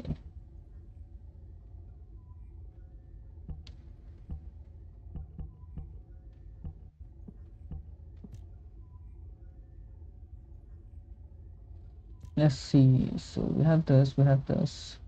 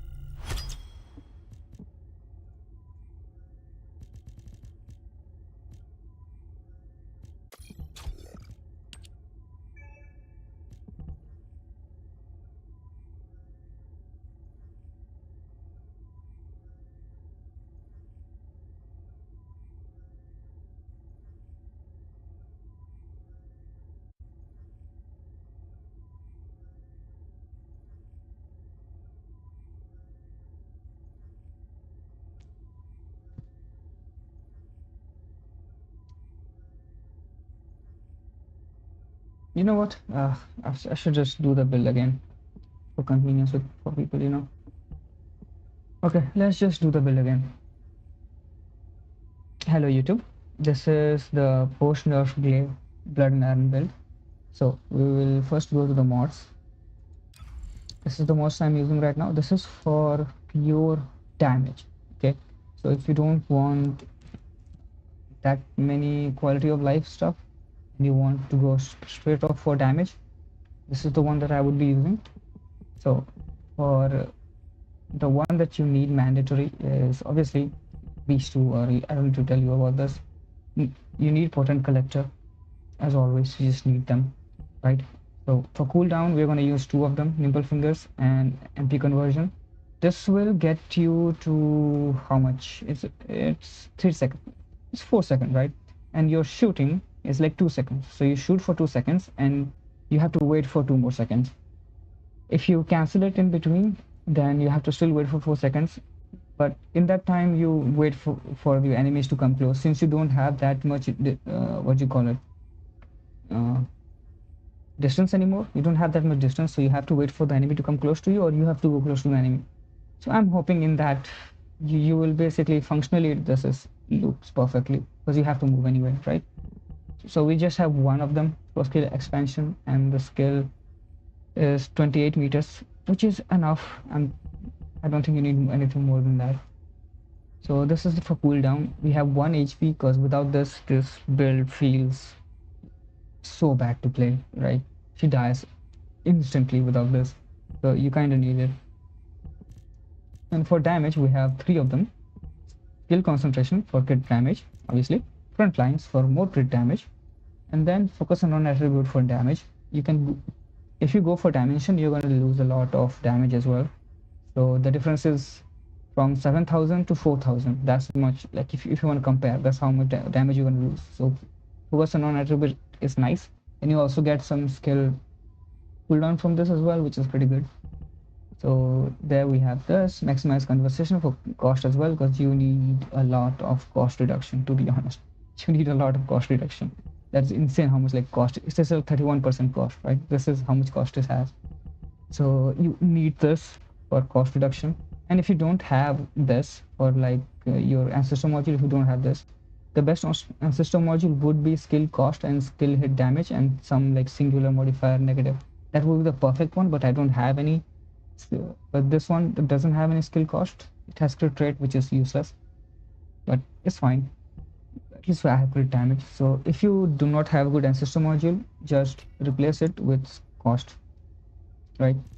So you can replace it with strong mentality. You can replace it with this if you don't want skill cost. If you're fine with this, you add multi-talented to it. This will make it a perfect loop. See, this will make it a perfect loop. So once you're done shooting, you will be ready to shoot again. But I don't really mind it that much, so I'm just going to use my ancestor module here. So yeah, this is the build for the mods for this, and yeah, Power Beyond. Like if this is a skill build, Power Beyond is the best one. If you don't have like a both gold, oh my god, I've picked up a mutant material formation signal in the skies nearby. She scared me. Loki fucking scared me. Okay, so if you don't have a Power Beyond with both gold, just make sure that the power increase is gold at least. Okay, let's make sure that. So let's go back to your weapons that you're going to. Okay, you just need one melee. It doesn't matter which one it is. Some people will tell you that you need shadow. You don't need shadow. Just pick the one that you're more comfortable with. And I'm thinking the one that you're more comfortable is going to be Hypernova, because Hypernova's unique ability helps you get damage from a distance, which is pretty good. So just get any melee. If you have built the melee, just use that. It's fine. And you can use Peacemaker here. So how the gameplay works is, first you use shadow or your melee to get your custom resource, and once you have the custom resource, you switch to Peacemaker, because Peacemaker's unique can allow you to do more damage, and just play the whole game, just kill everything, right? And if you find a boss enemy, right, you find a boss, then you can switch to Thunder Cage, and you can just use Thunder Cage to kill everything. As far as I know, I don't think there is any character or what do you mean? I mean, I don't think there is any enemy that this gun can't kill. I'm not sure about the underwater base. I'm not sure about that, but I'm pretty sure this can kill it as well because it does so much damage. I'm pretty sure it can. This is the build. Sharp precision shooter is pretty important for this, by the way, because the longer you shoot, the better damage you do. If you don't want to use this, if you don't like the -20 fire rate from the start because you keep stopping to shoot, it's better to use this. Ultra precision strike is pretty good. The weak point damage is pretty good. You would have to aim a bit, but not really. It just shoots so many bullets at once that you are most likely gonna hit their head anyway. So you can just use this build as well. Just have a look, take a screenshot or something. Either use this or this. It depends. It just depends. You have 10 seconds of your duration. So in 10 seconds, this does not stack up completely, but it stacks up enough. So I would recommend using this one. And for this, skill cooldown is necessary for this. Okay, skill cooldown and skill critical hit damage are necessary for this. You can have skill cost if you're using multi-talented, but if you're not using multi-talented, you should have skill cooldown. And just enlightened mage set, it doesn't matter. Just for them, just have HP and defense for better survivability. That's all you need.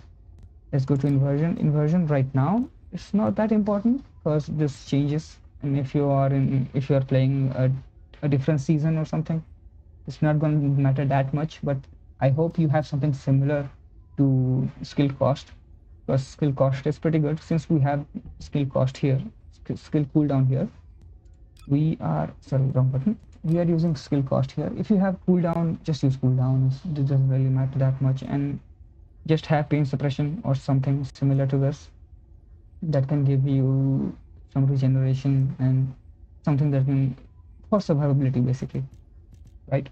And for arcade tuning, there are two things you can do here as well.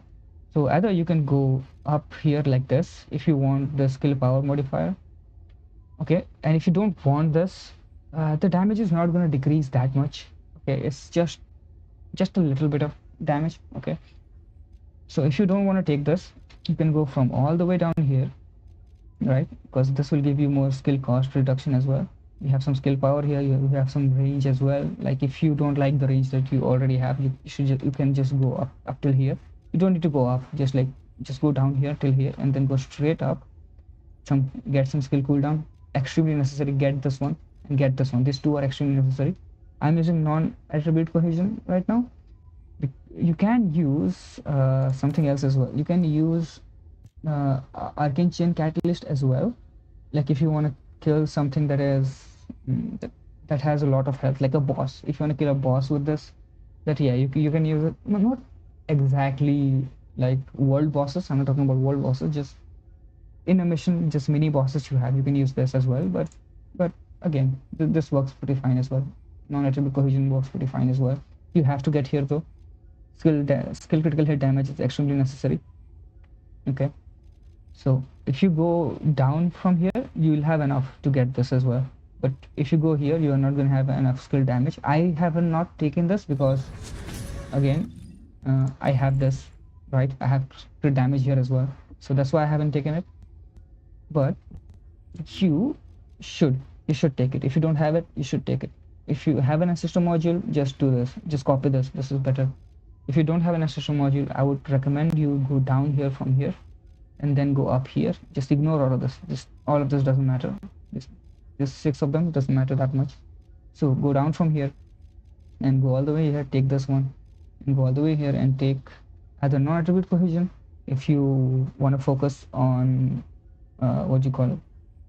crowd control, or arcane chain catalyst if you just want a little bit more damage.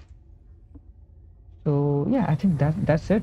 I don't think there is anything else. I'm just gonna attach some gameplay to this after so that I can show you how this build works. But yeah, that's it. See you.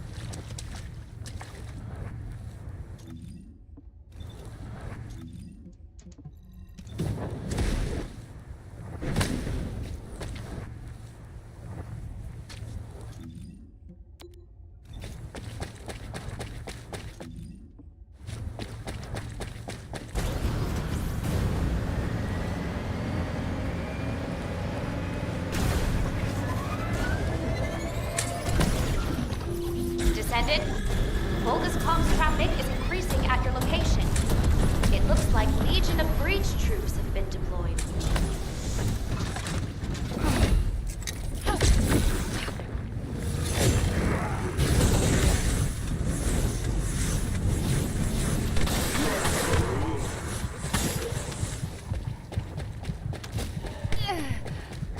Damn it.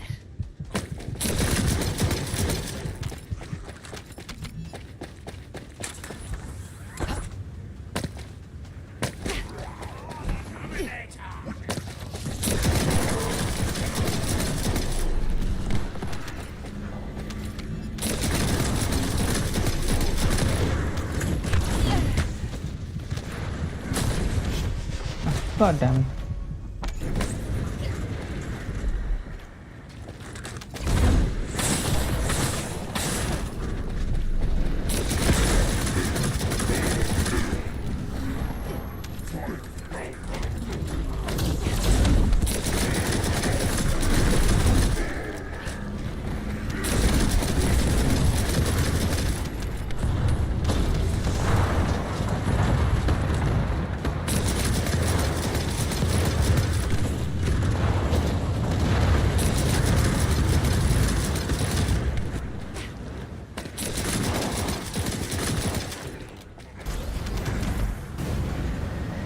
Breach creature response confirmed.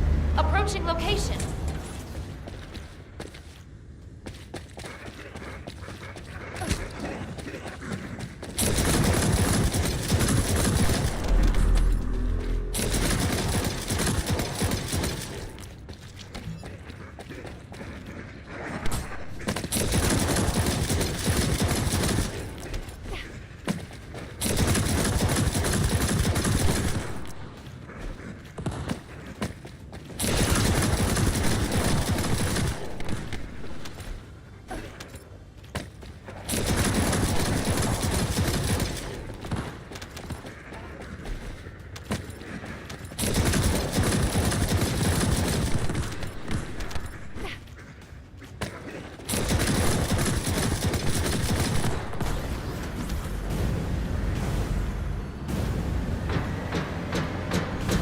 Colony of breach creatures spotted inside the operation zone.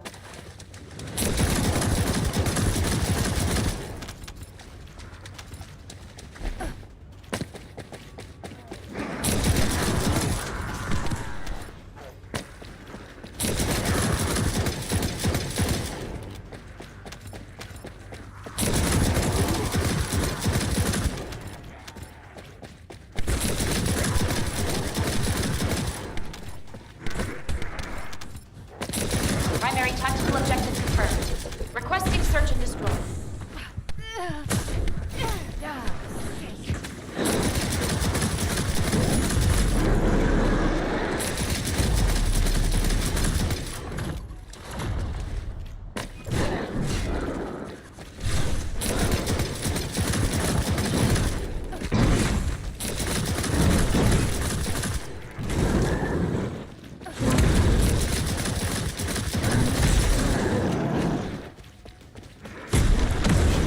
Okay.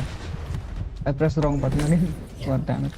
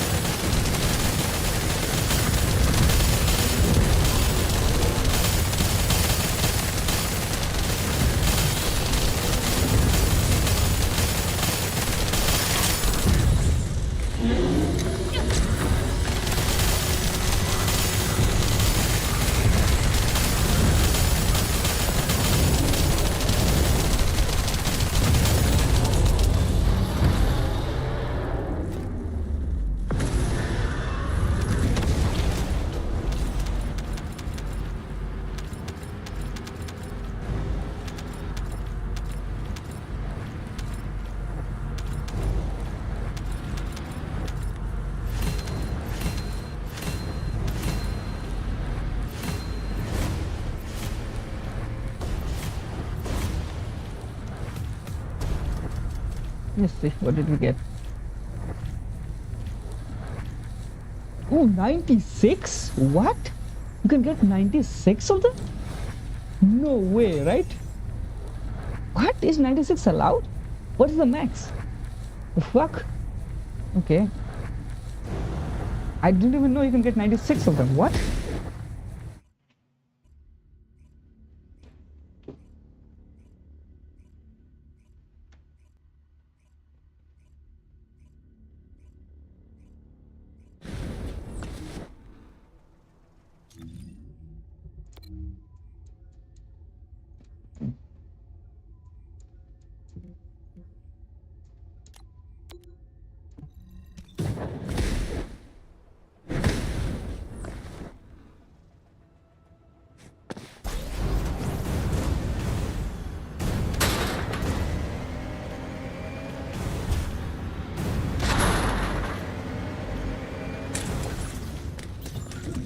There's a tactical objective that requires protection in the current operation zone. Please respond.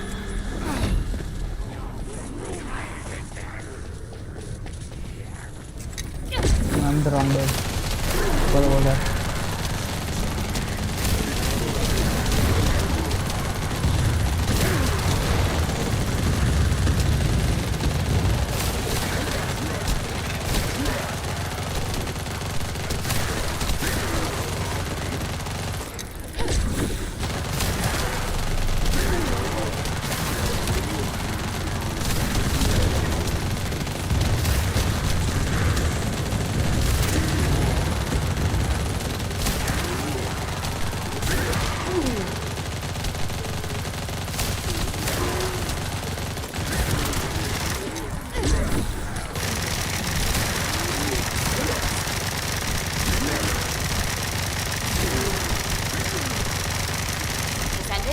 There's a tactical objective that requires protection.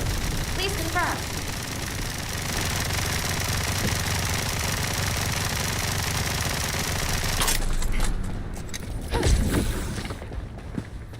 Descendant. Multiple void mutants have been identified. Prepare for combat.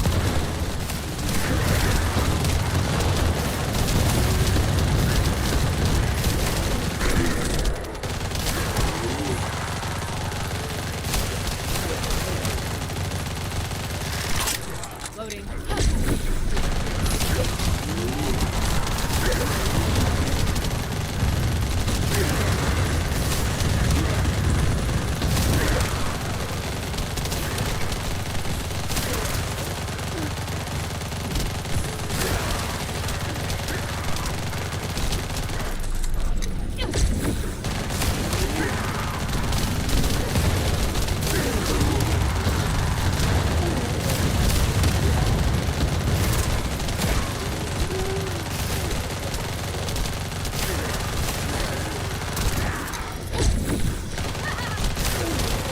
Protection target nearby.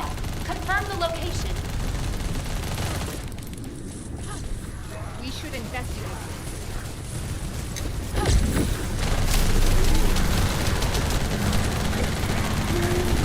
Descendant.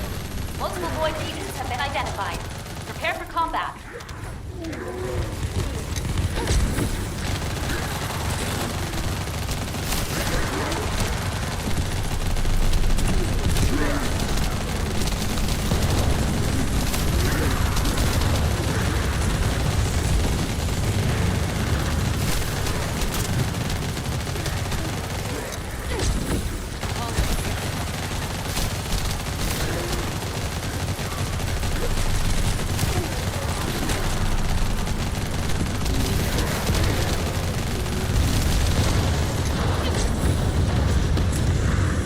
Descendant, bogus comms traffic is increasing at your location.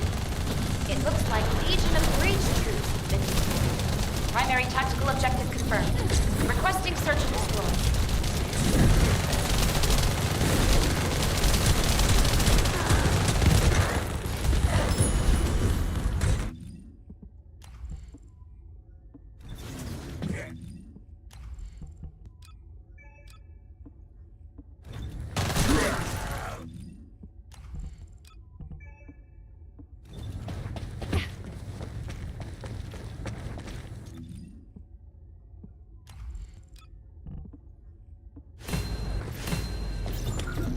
There's a tactical objective that requires protection in the current operation zone. Please respond.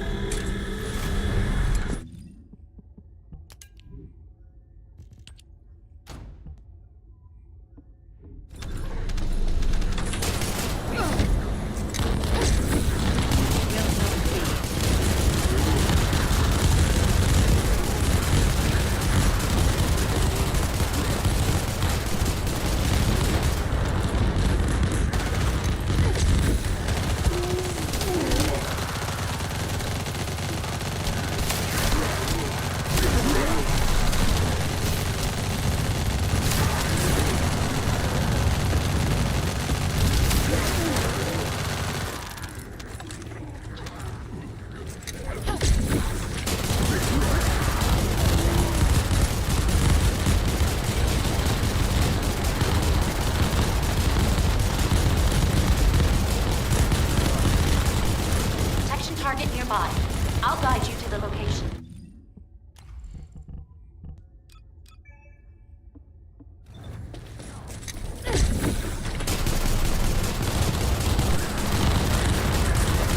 Descendant. Multiple void mutants have been identified. Prepare for combat.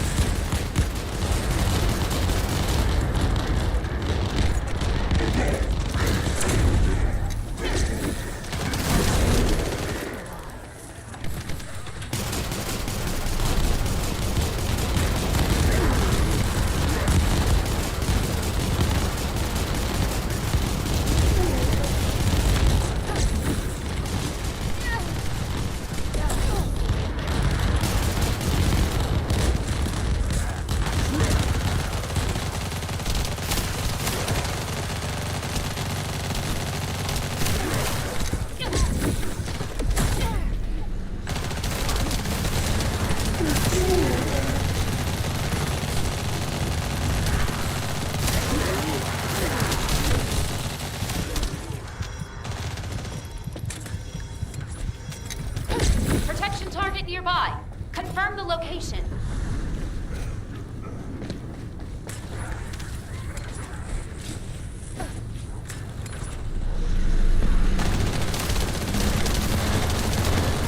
Descendant. Multiple void mutants have been identified. Prepare for combat.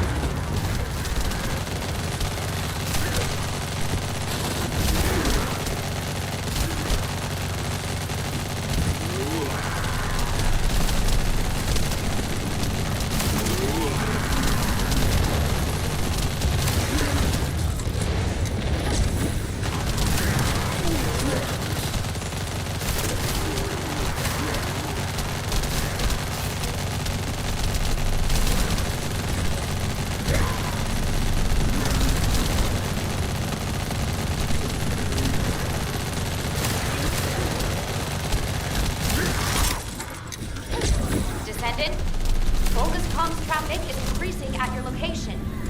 It looks like a legion of breach troops have been deployed. Primary tactical objective confirmed. Requesting search and destroy.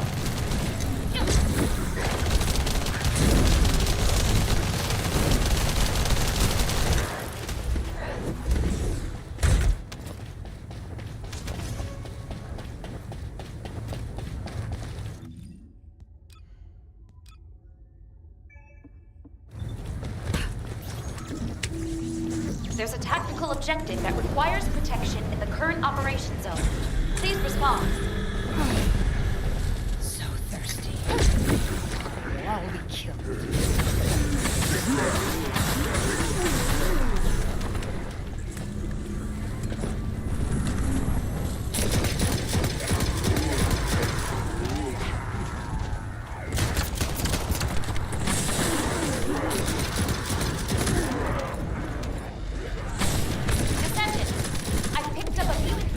Formation signal in the skies nearby.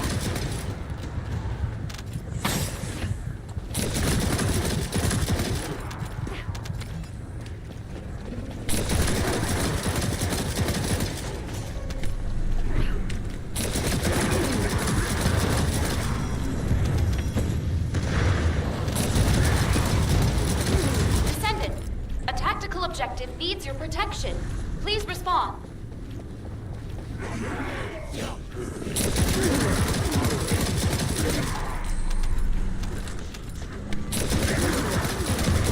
Descendant, multiple void mutants have been identified. Prepare for combat. I must have been targeted.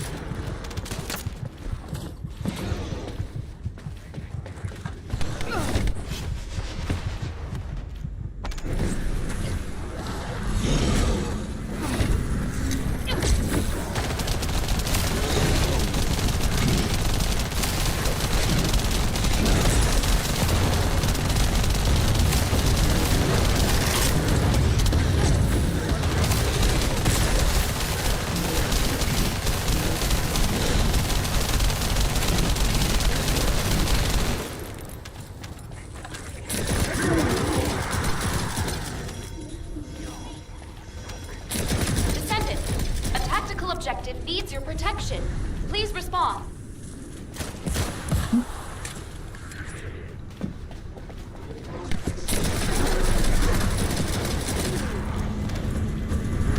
Descendant, multiple void mutants have been identified. Prepare for combat.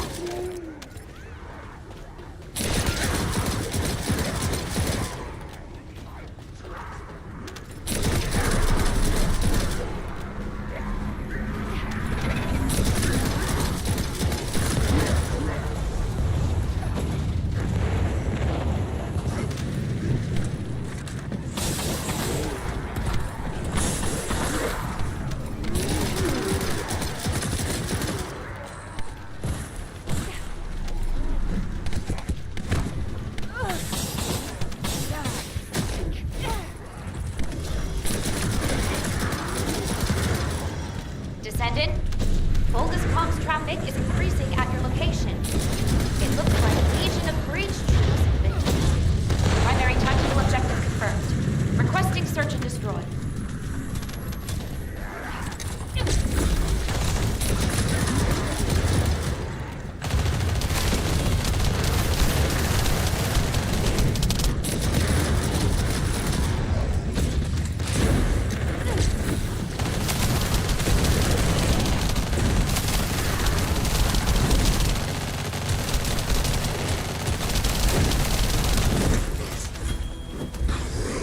There's a tactical objective that requires protection in the current operation zone. Please respond.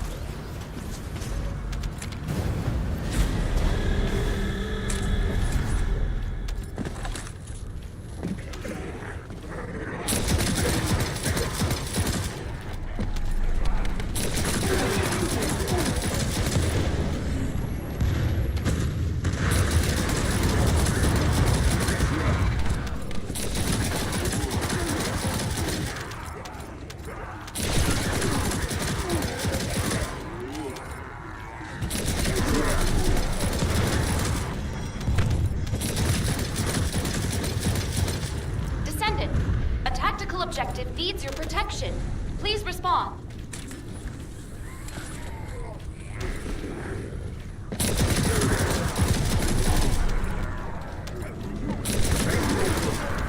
Descendant, multiple void mutants have been identified.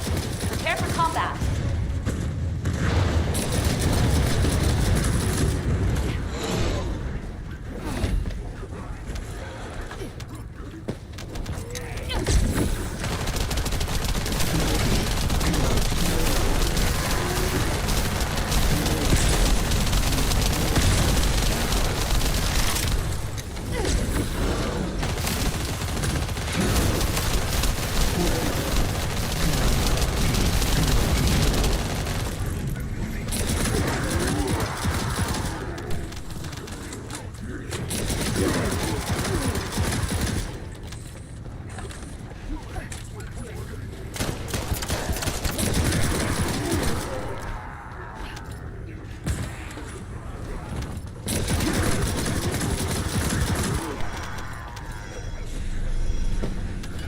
Target nearby. I'll guide you to the location.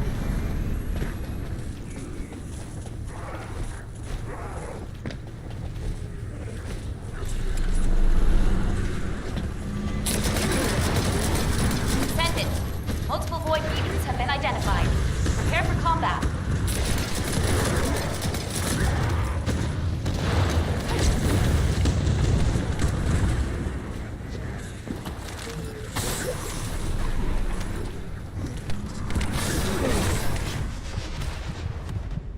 Descendant,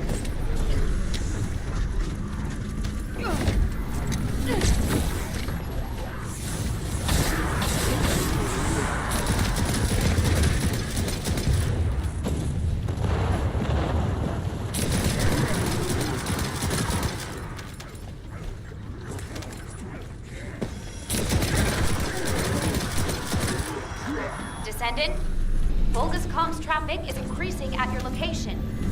It looks like Legion of Breach troops. Primary tactical objective confirmed. Requesting search and destroy.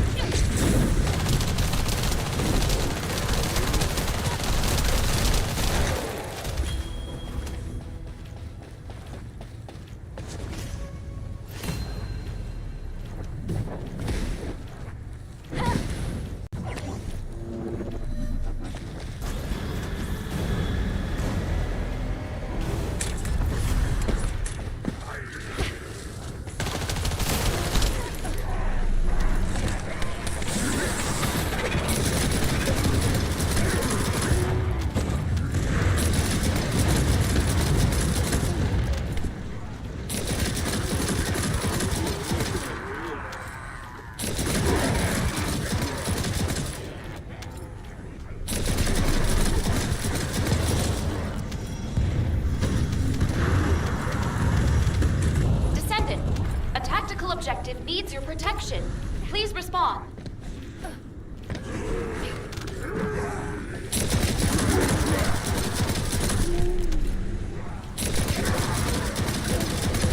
Descendant, multiple void mutants have been identified.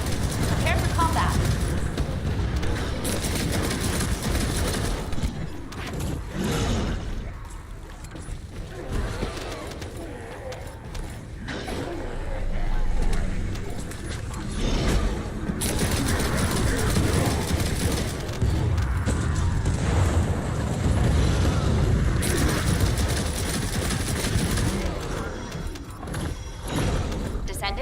There's a tactical objective that requires protection. Please confirm.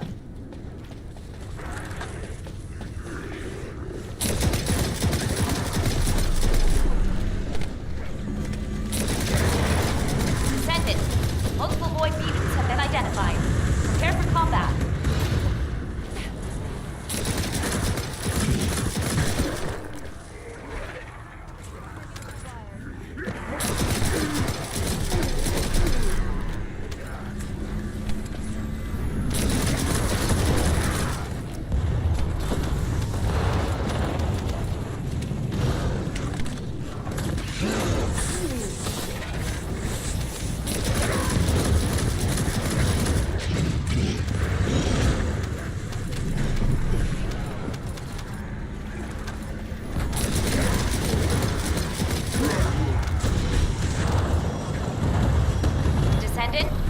Volga's comms traffic is increasing at your location. It looks like Legion of Breach troops. Primary tactical objective confirmed. Requesting search and destroy.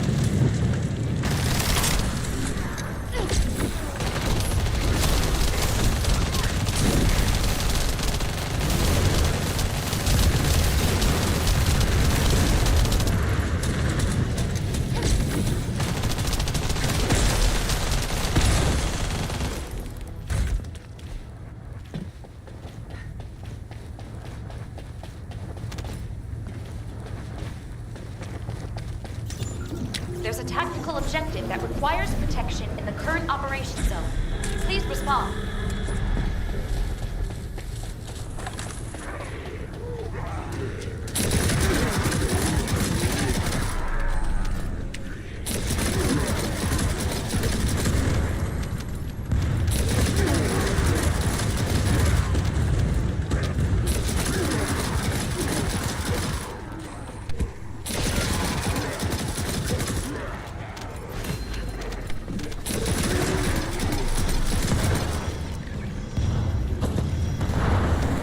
Target nearby. I'll guide you to the location.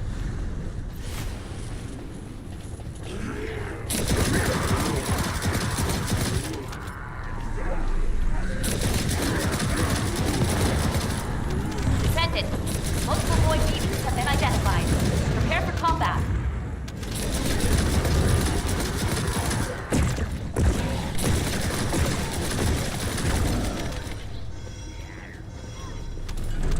target nearby. Confirm the location.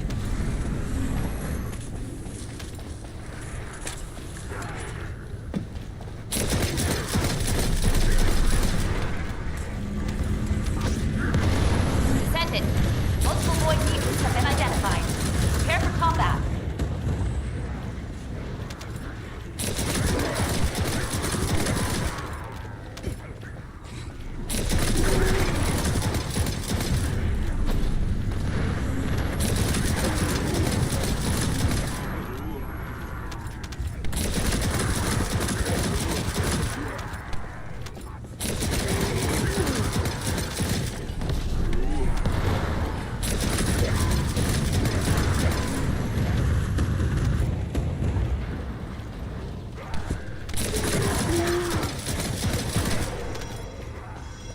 Descendant, bogus comms traffic is increasing at your location. It looks like Legion of Breach troops have been deployed. Primary tactical objective confirmed.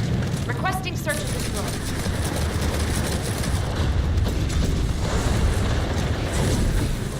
Will not be.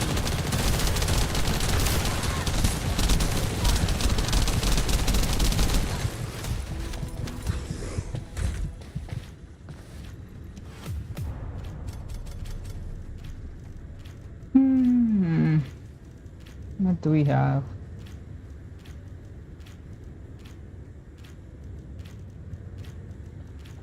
Get 11 from this.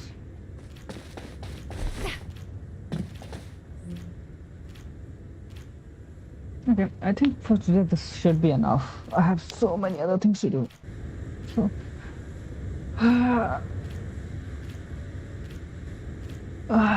okay. Well, thank you for watching. I'm going to upload the videos sometime today. I don't know when, but I'll upload it today. Well, see you then. Bye bye. Bye bye. Bye bye. Bye bye.